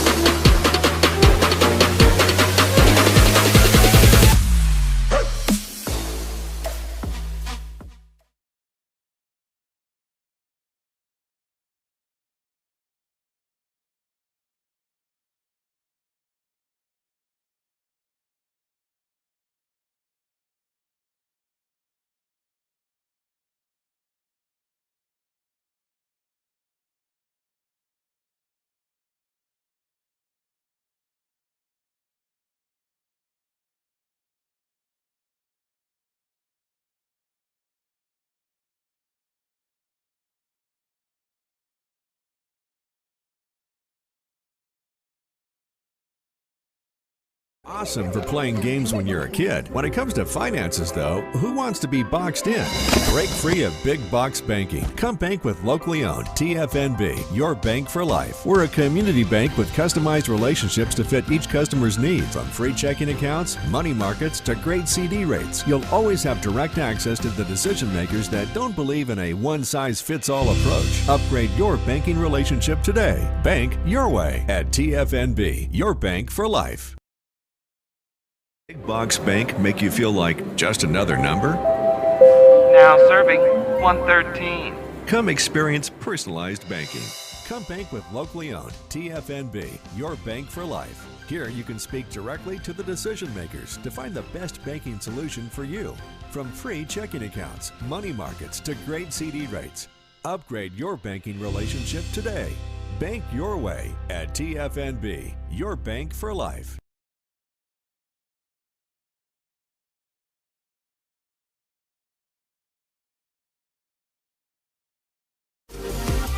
Helping those that help others. That's the mission of Charity Champions, a program designed by TFNB Your Bank for Life to support nonprofits in Central Texas. Champions are nominated by the public and selected by TFNB employees to receive a marketing awareness campaign, promotional videos, leadership training, and a team of interns at no charge to the organization. 8 years and 43 champions later, we're just getting started. Nominate your favorite nonprofit today at charitychampions.org.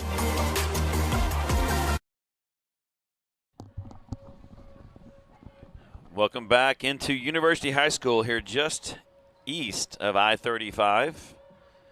David Gibson, Jared Brown, about a minute or so left here before our 2:20 game, which we think will be between A&M Consolidated and the Waco Southern Panthers. Here on Look Live Stream, I want to remind you this broadcast, all of the games today, broadcasts brought to you by TFNB Bank. That's your bank. In the Texas Champions League League play this season brought to you by D1 Sports Training. Appreciate Kevin Engelbrecht and Jason Lavender with those sponsorships. So, Jared, just overall, you know, our first real shot here at broadcasting 7-on-7 football. Your thoughts so far? Well, it goes quick. Like you don't hardly have time to take a break and you know, kind of catch your breath. But I think just a great opportunity to play football. I mean, I like the format. It's kind of taking what we grew up doing in our backyards, exactly, and are kind of regulating it and putting it on the field. And it's an opportunity for kids who don't necessarily play baseball in the spring, and basketball season's over, and so now it's an opportunity to play have another spring sport. So just very impressed. And I like how everything is regulated, where it's 1 clock for all all 5 fields or 6 fields. And Consolidated Waco Southern Panthers. No, So, actually that's Cat. Yeah, CG3 Cat. We've CG3 got, Cat. and that's why I wanted to make sure we may have a mix-up down there. I don't know if we need to talk to Ricky about that and see if I think he's trying to figure it out, because we've got teams on the field that, and that's what I was going to talk about earlier, David, where you have Southern Panthers. We never got Consolidated on one side, and you're right. Well, they kind of their JV and the quote unquote JV and the 9th through 11th teams kind of all being together. Well, now how do you have both of those teams on 2 different fields playing 2 different teams? Makes it difficult. Certainly not the schedule that we have. Yeah. That's who's, yeah, so CG3 Cats who's on the field with them, but again, we're having some confusion about who's playing who here, it looks like.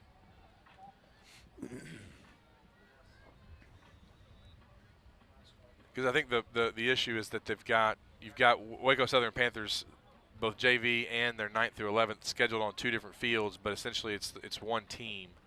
So they can't be on two different fields at the same time.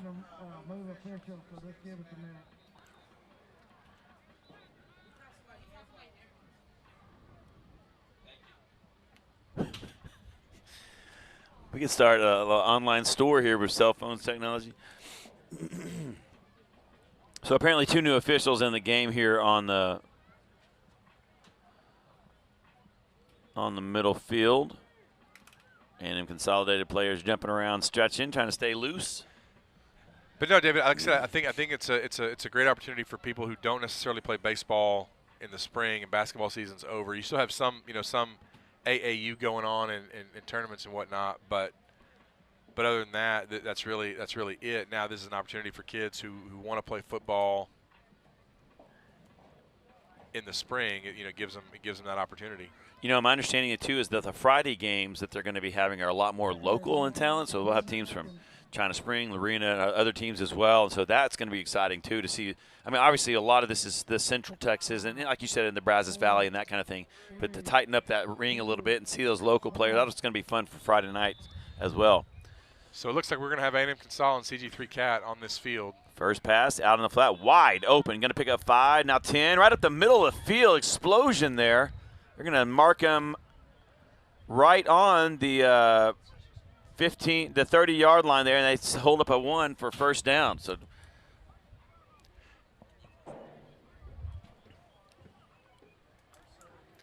yeah, and I kind of like that play in 7-on-7, Dave, where you run 4 of your guys down deep, and then you have one guy hitch underneath, and it leaves him a lot of room to run if the defense doesn't catch on to that. That pass is complete for about 5 yards on first down. That'll make it second down and a long 10 right now where they have it spotted. The wind's picking up a little bit. You can hear that in our crowd mic. 14 minutes left in this first half between A&M Consolidated and Cat Takeover. Rolling out far side, caught inside the 15-yard line down to the 14. That'll be first down and goal to go.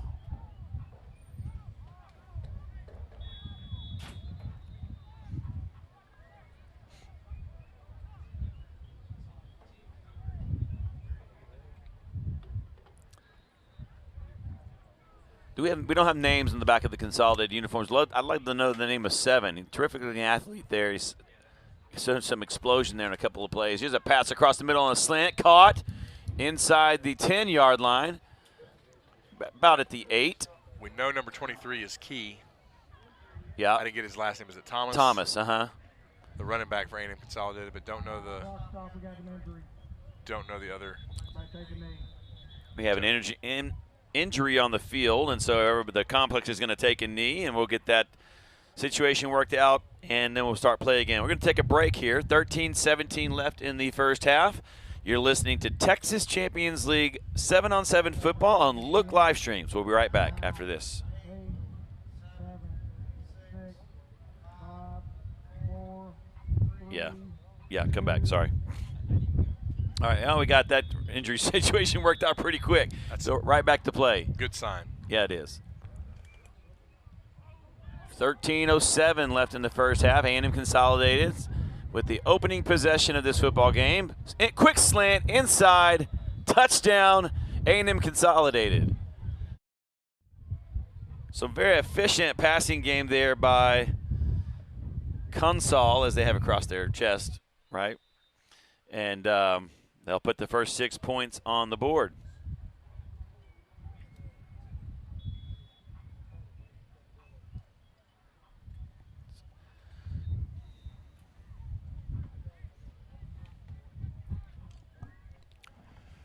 So it looks like Consolidated is going to go for 1. Trying to get that extra point here early. Take a 7-0 lead over CG3 Cat. Quarterback drops back to pass. The out route's broken up by CG3 Cat. It's number 2, so Consol's going to take the early 6-0 lead here in the first half. 12 minutes remaining here in the first half of this 2:20 ball game.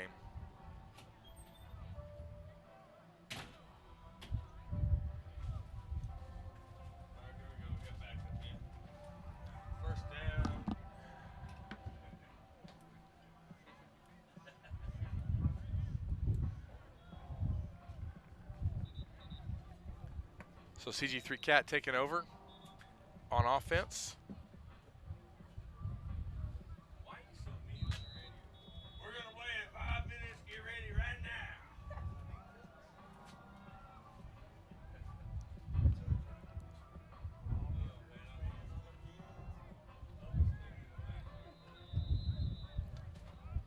So CG3 Cat, quarterback takes the pass, quick hitch route.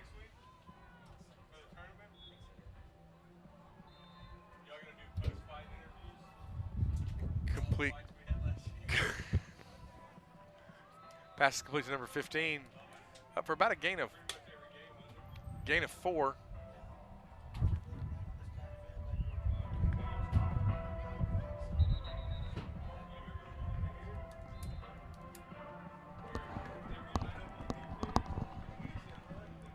Pass back over the middle. It's going to be caught just across the 35.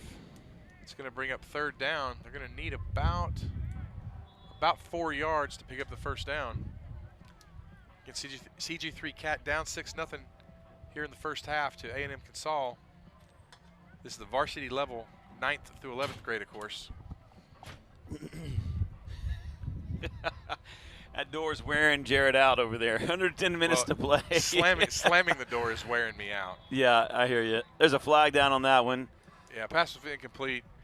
And it's hard because when you slam the door, then it doesn't shut, and it's just right. Then it flies open. Just close it nicely and pull it or push it, and it'll latch fine. There you go. So it looks like we're gonna have I guess kind of either holding or pass interference penalty that's gonna, at the spot of the foul, gonna be a first down for CG3 Cat. Yeah. Yep. If you're missing your ear pods, you have a set of them up here. I think there's one in the cage. Nice. Wow. Snaps back. CG3 Cat pass over the middle, just underthrown. Okay. A lot of their guys are gone already. Intended for our previous D1 player of the game, Joseph Falks. Falls incomplete.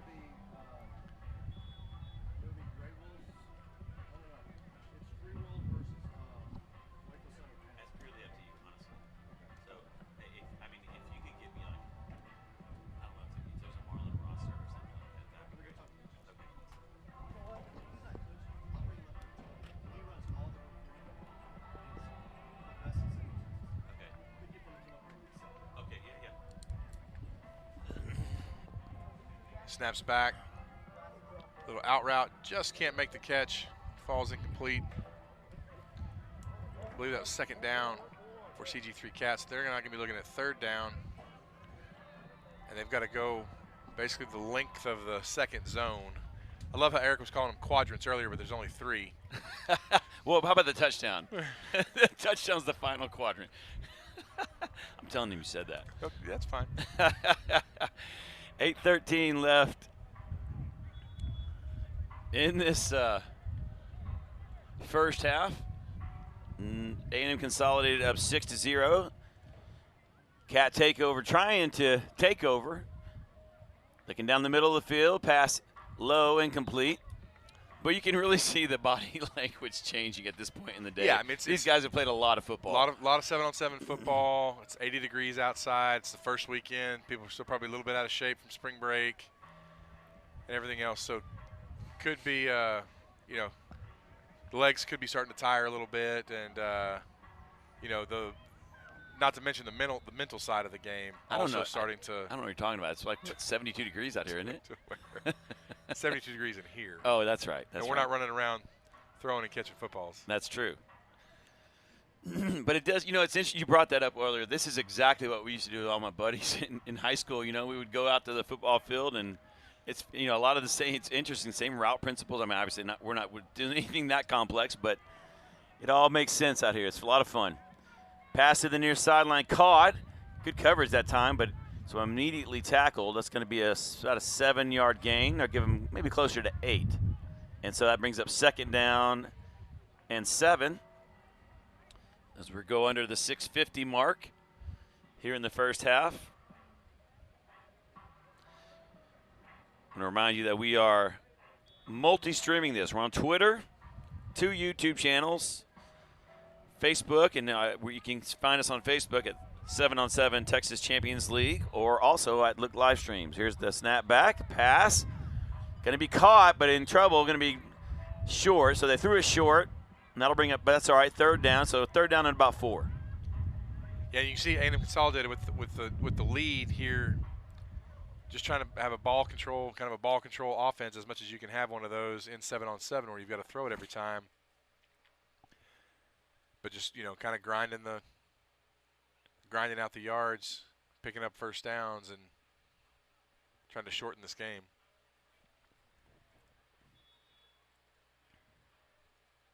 .551 left on the clock. Snap back. Need a completion. Pass the sticks. They do complete it. There's Keyshawn Thomas there, the running back. 1,100 yards last season in the fall, and shows he can catch the ball as well. And, Jared, one of the things, obviously college recruiters looking around, he's shown he can run the ball. Can he catch the ball as well? That you want the complete back at your program, and that's a nice catch there by Thomas.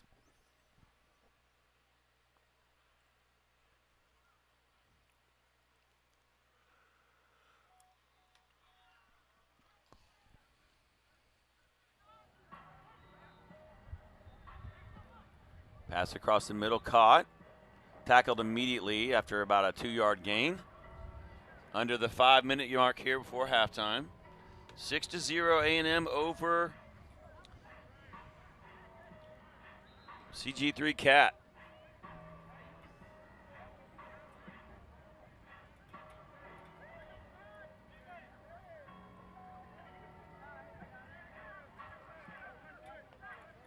Three wideouts left. There's Thomas, the inside receiver, a twin stacked on the far side. Two wide receivers here to the near side as well.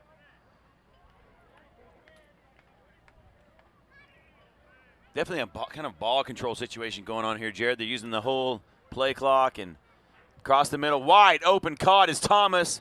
That can't make the man miss, but he's well inside the spot needed for the first down. It'd be 1st and goal to go for A&M Consolidated. Yeah, David, and I'm not sure when they got this ball, got the ball back on offense, but now we're going to dip under 4 minutes here in the first half, and it seems like they've been out on the field, going to third down multiple times. Yeah. Picked up a first down via penalty. Now just taking the entire 25-second play clock and grinding the ball, trying to get into the end zone. You said it best. This absolutely is ball control. You can't run it, but you can do this. Oh, into the end zone. Nice pass there on the inside route, and it's dropped, and that'll be 2nd down and goal to go. But you're right. They're doing a beautiful job right here of absolutely having a running game, if you will. Well, essentially, since the clock doesn't stop, an incomplete pass doesn't necessarily hurt you here. Right. But the more snaps you have, obviously, right? If you're getting first downs every time on that third play, certainly helps you run a little more clock. Oh, and they're doing that beautifully. 100%. Rolling out to the left, firing across the middle. Thomas there tips it up in the air to himself, and he pulls it in. Touchdown, A&M Consolidated. Great concentration that time by Keyshawn Thomas. He gets another touchdown on the board for A&M.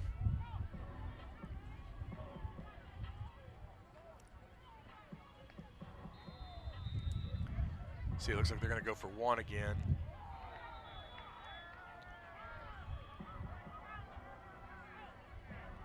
Okay, that'll make it. I think just 13. 12's trying to get that 13th point again. Just we see teams that they try to go for two early. Yeah. Then you're chasing that point the rest of the game. Roll out to the near side, throws it back at the end zone. Did he get a foot down? What a catch! Good for the 1-point conversion. That's number 8, I believe, 4 or 9 for A&M Consolidated. That's number 9. I'm going to take your word for it as they kind of go out of my yeah. field of view. 2 minutes till halftime. But yeah, going up 13-0. Even going back to that chasing that point is not just a concept in 7-on-7, but also in your 11-man football. As we saw in the state championship, where when Lorena went up on Brock, they missed that first extra point, and then they were chasing that point the rest of the game, trying to go for two, never could get it. Right. Great to see Ray Biles yesterday over there hosting a middle school track meet. He was enjoying every state champion. That's right. It's 200th win, state championship. What a situation there. Across the middle. Almost picked off. Yep. Which could have been a huge play for CG3 Cat if they can somehow squeeze some points out here at the end of this first half. 1:08 left here before halftime. Yeah, no doubt. Need to definitely, and A&M Consolidated got it first. So this is a situation where if they can score quickly and then get the ball to start the second half, you could literally not this game or take the lead. Yeah. CG3 Cat takeover, has a snap, looking down the near side. Out route, caught, immediately tackled after a 10-yard gain. 43 seconds now. You can see the pace pick up for Cat takeover. They know they've got to move. 38 seconds. And amazing how this changes the game, the fact that you cannot stop the clock. You know it.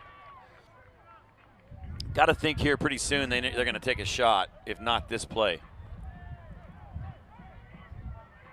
But it even puts more pressure on that deep ball, right? Because then if you miss it, you've got to get your receiver back. Here he goes, lofts the ball deep downfield, has a man down there, incomplete. Yeah, he had him. If he had a little less air under the ball and kind of thrown it more on a direct line, he had the little wheel route open. He's not going to get another one off either. Going to go under 5 seconds, and that'll take us to halftime. With your score, A&M Consolidated 13, CG3 Cat 0 here in the Varsity 9 through 11th. We'll be right back with more of Texas Champions League football on Look live streams right after this.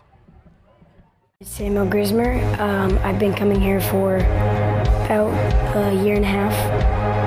It's a great place. It's so much fun working out. The environment's awesome. I love how lively it is, all the music playing, how we get to work out on like this massive turf field, use all the equipment. Everything's so awesome. I've grown so much. I can picture myself the way that I was, now the way that I am now, and it's like a massive gap.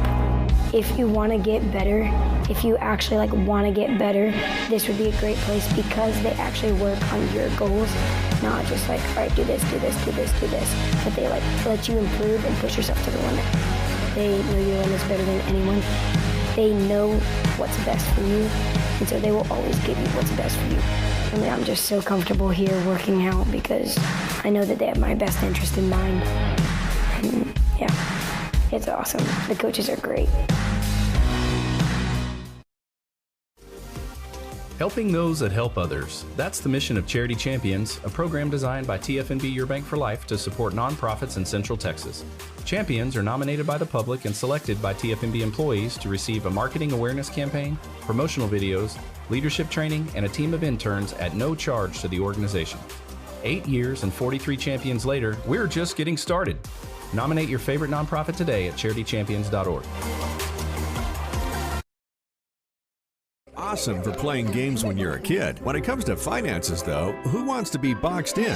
Break free of big box banking. Come bank with locally owned TFNB, your bank for life. We're a community bank with customized relationships to fit each customer's needs. From free checking accounts, money markets, to great CD rates, you'll always have direct access to the decision makers that don't believe in a one-size-fits-all approach. Upgrade your banking relationship today. Bank your way at TFNB, your bank for life. Welcome back into Look live streams coverage of the Texas Champions League player here in Waco, Texas on the campus of University High School. On the field right now, we're about to start the second half between the varsity level of CG3 Cat and A&M Consolidated. A&M Consolidated currently leading 13-0 in this ball game. I want to say a special thanks to our sponsors today, D1 Sports Training, and also the First National Bank, TFNB, your bank. Special thanks to Kevin Engelbrecht at D1 Sports and Jason Lavender at TFNB. So CG3 Cat's going to get the ball first to start this second half. Quarterback's going to roll out to his right. Pass a little too tall for his receiver, number 12, will bring up second down.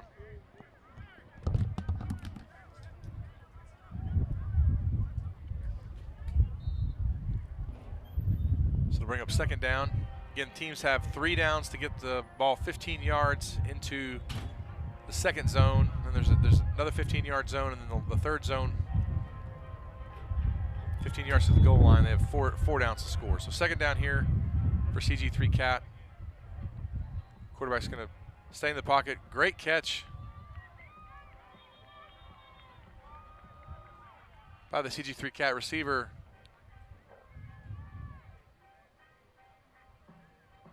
I believe that was Joseph Falks, our player of the game, from one of their earlier matchups. he does get it into the second zone for a first down. CG3 Cat looks to get on the scoreboard here in the second half of this ball game.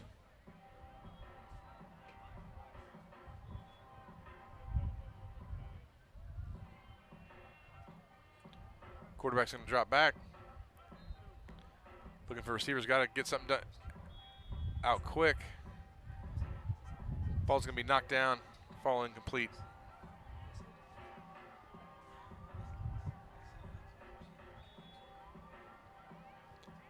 It's going to bring up second down. Correction, third down, I believe.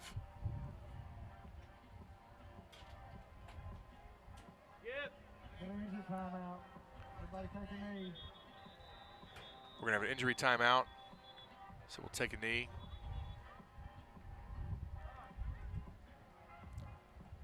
We'll keep it right here.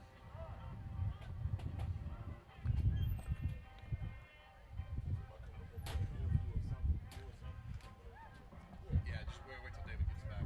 John. All right, here we go. We're timeout. 5, 4, 3, 2, 1. All right, back injury timeout's done.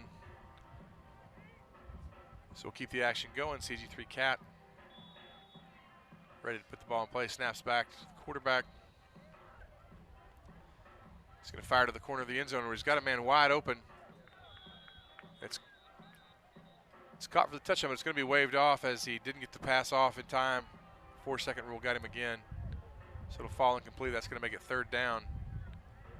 And CG3 Cat's going to have to go the full 15 yards to get it into the third zone.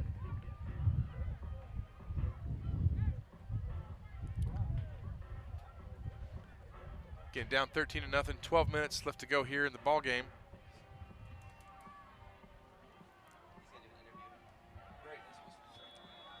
Snaps back. Crossing out over the middle. It's going to be caught right at the line.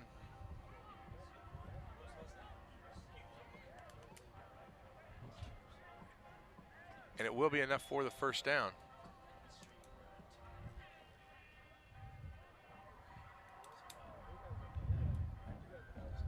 So first down for CG3 Cat, looking to score. Pass over the middle, almost intercepted by Keyshawn James from A&M Consolidated, but the ball falls incomplete. It'll bring up second down for CG3 Cat.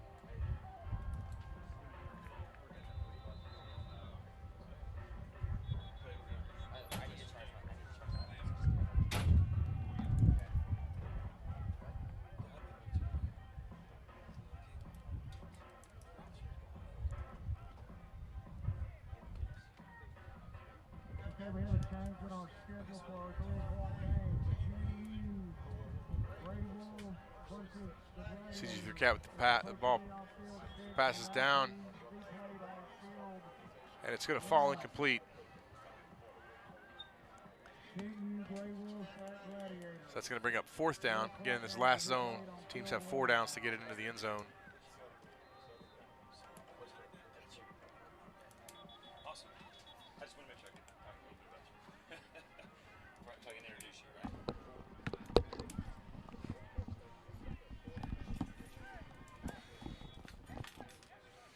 Put that on. Yes, sir. All right, so fourth down now for CG3 Cat. Got one more shot to get it in the end zone here. Down 13-0 to A&M Consolidated. Snaps back. Pass is going to be overthrown into the end zone, but we're going to have a penalty flag.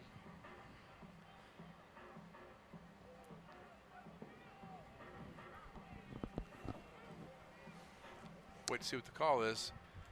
And Jared, while we wait on that, really pleased to be joined now by Laquan Hughes with the Waco Southern Panthers program. And Laquan, first of all, just welcome into the booth, man, and great to have you and your talented teams here today. We thank you. We're glad to be here, and we're glad to be a part of this. This is a wonderful, tremendous opportunity for the children in the community of Waco, Texas. Tell us a little bit about your involvement, and then tell us like kind of what you just said, and no doubt a huge impact on the youth here in the area. Tell us a little bit some of the things you're doing. Well, it's not only about me. It's a collective group of men who come out, and we pour into these children, these young boys, and these young girls within the cheerleading organization.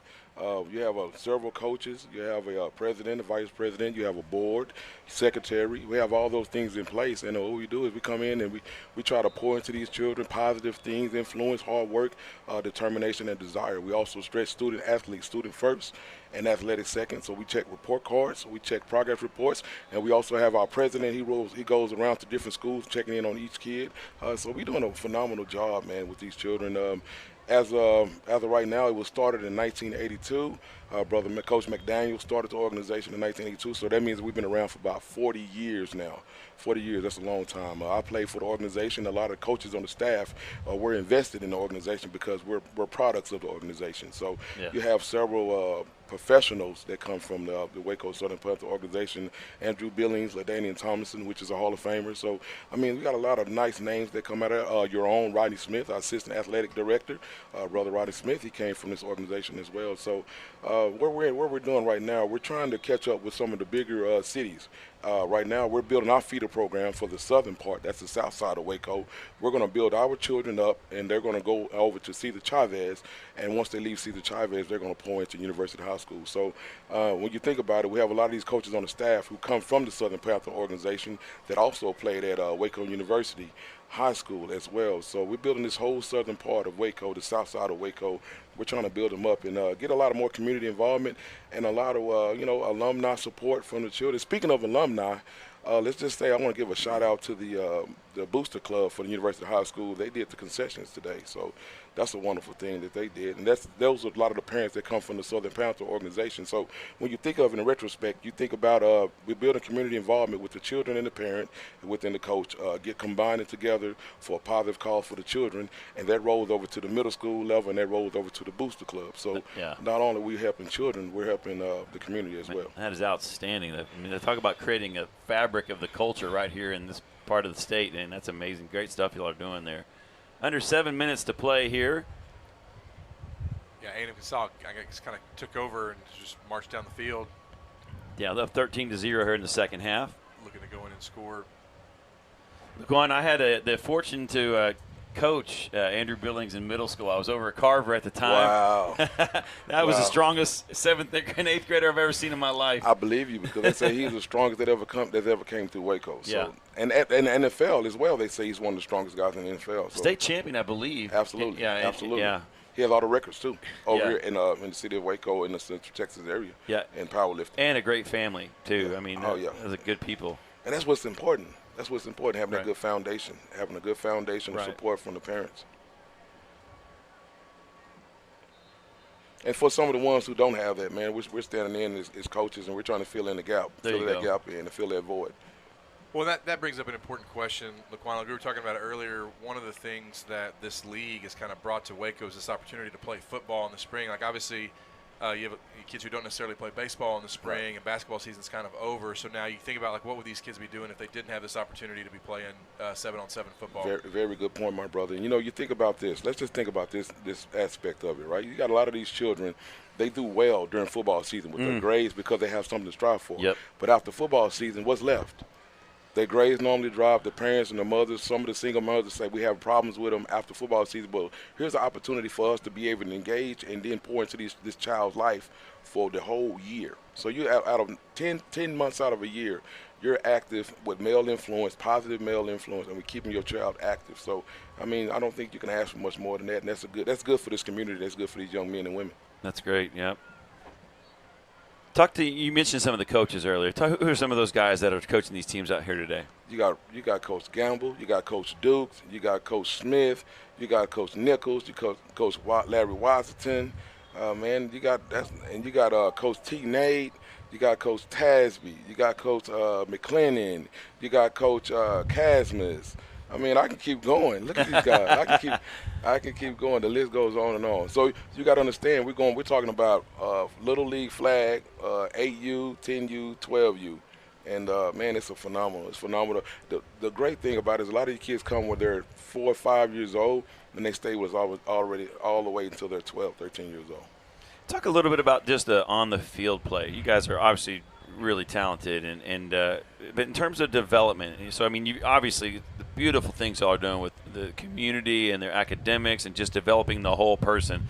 But focus on the field play and talk about to me how you've seen the Waco Southern Panthers improve their skill sets and their mental, all of those things that go along with being a football player. All that starts with practice. We practice 3 days a week, Monday, Tuesdays, and maybe Thursdays, and we're real strict on that practice policy. If you don't practice, you won't play. And once the parents and the children buy into that, you have no choice but to have good results and get better. And after all, we play a long season too. The season might start in beginning of August. We might not be done until December. Mm-hmm. So you get 6 months of playing and practicing. A child is going to develop if they want to develop, and we do a good job of pushing them. And we don't allow them to quit. Once you start, your parent pays that money. You're in it. You're in it, and you're going to finish it. That's just how it works. We're talking with Laquan Hughes of the Waco Southern Panthers here, one of the many talented teams out here today here in Waco, Texas, University High School. David Gibson and Jared Brown joining him in the booth here on Look Live Streams, bringing you Texas Champions League football. A&M Consolidated, Jared knocking on the door here. I think they scored a touchdown. Now they're going to go for one, I believe. Or maybe not. I guess James got stopped short just out of the end zone. It looked like he got in. It was a flag. Looks like we have a delay of game.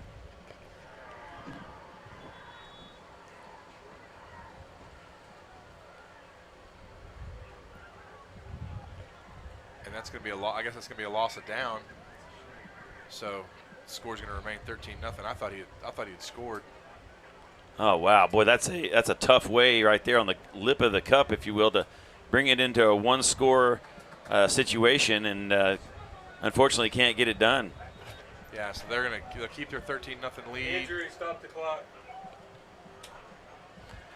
We've got an injury situation on the field, so we're going to stop play. We'll throw it to a commercial break and come back with more with Laquan Hughes and the Waco Southern Panthers. You're listening to Texas Champions League football on Look Live Streams. Right back after this. Good to go, Ricky. Are we still here? Yeah, once again, an injury situation quickly resolved there, and they back underway here, so we brought it back early. 10:15 left here in the second half of this ball game. Cat takeover right down the middle of the field, gets loose. Foot race to the end zone, and nobody's going to catch him. That's going to be a touchdown. Cat takeover, and they pull it within one score. So, Jared, I think here you just want to get one. I mean, there's no reason to really get two here, is there? No, yeah, I definitely want to just get the points you can, and we could ask Coach Hughes about that. Do you want to? It's the advantage. We were talking about this earlier, where kind of you go for two early, and if you don't get it, now you're chasing that point the rest of the whole game. game. Yeah, it's better just to go ahead and go for the one. Still a one-score game. One of the things we noticed too as they go for the extra point here. And they are going to go for one. Got to get rid of it. Throws it back in the end zone. Went to the ground to get it. Did he catch it? Waiting on the 4-second. Nope. No, didn't get it off. Didn't get off time. Laquan, one of the things we talked about earlier, interesting strategy situation. You're behind late in the game. You pick it off. Say you're behind, 9 points or something like that. Pick it off. You take it back for pick 6. Great. You're closer, but they get the ball back. Yep. Do you coach them on, hey, get down, take a knee, get 3 points, and then we get the ball back? I mean, there's that whole idea. If you could actually get more points that way, if you think about it. It was just one of those interesting rules that strategies that come about. And you get 3 points for the picks, correct? Right. Yeah. But then if you like say you just take a knee or drop the ball, then you're going to get possession immediately. Where if you take the pick 6 back, then the offense comes out on the field. He's going to come back out on the field. So it's better just to get the pick, get the 3 points, and then nail it, and then get the ball back. Right. Absolutely. You can turn that to 10 points. Got to be tough for a kid in the moment though when he sees the end zone the other way, green grass, thinking, pick 6. But that's kind of that discipline that Coach Hughes is talking about, teaching these young men. It's not always necessarily about the pick 6, the immediate glory of the pick 6, where you can get the 3 and then come back and get. And we have to have football IQ out there on the field. That's very important, having that football IQ. It looks like as the clock counts down, this game is going to end 13-6. Yeah, that's the final play of this game. So A&M Consolidated is going to take the victory 13-6 over CG3 Cat. Well, we're in between games now, so we'll take a commercial break and come back with more. We've got Laquan Hughes here in the press box with us. Jared Brown, David Gibson, Look live streams. We'll be back right with more Texas Champions League football after this. Are you with me now? Ready to put it down. Start at the bottom, already forgot them, but they won't forgive me now. You really ain't ready now. You haters just in the crowd.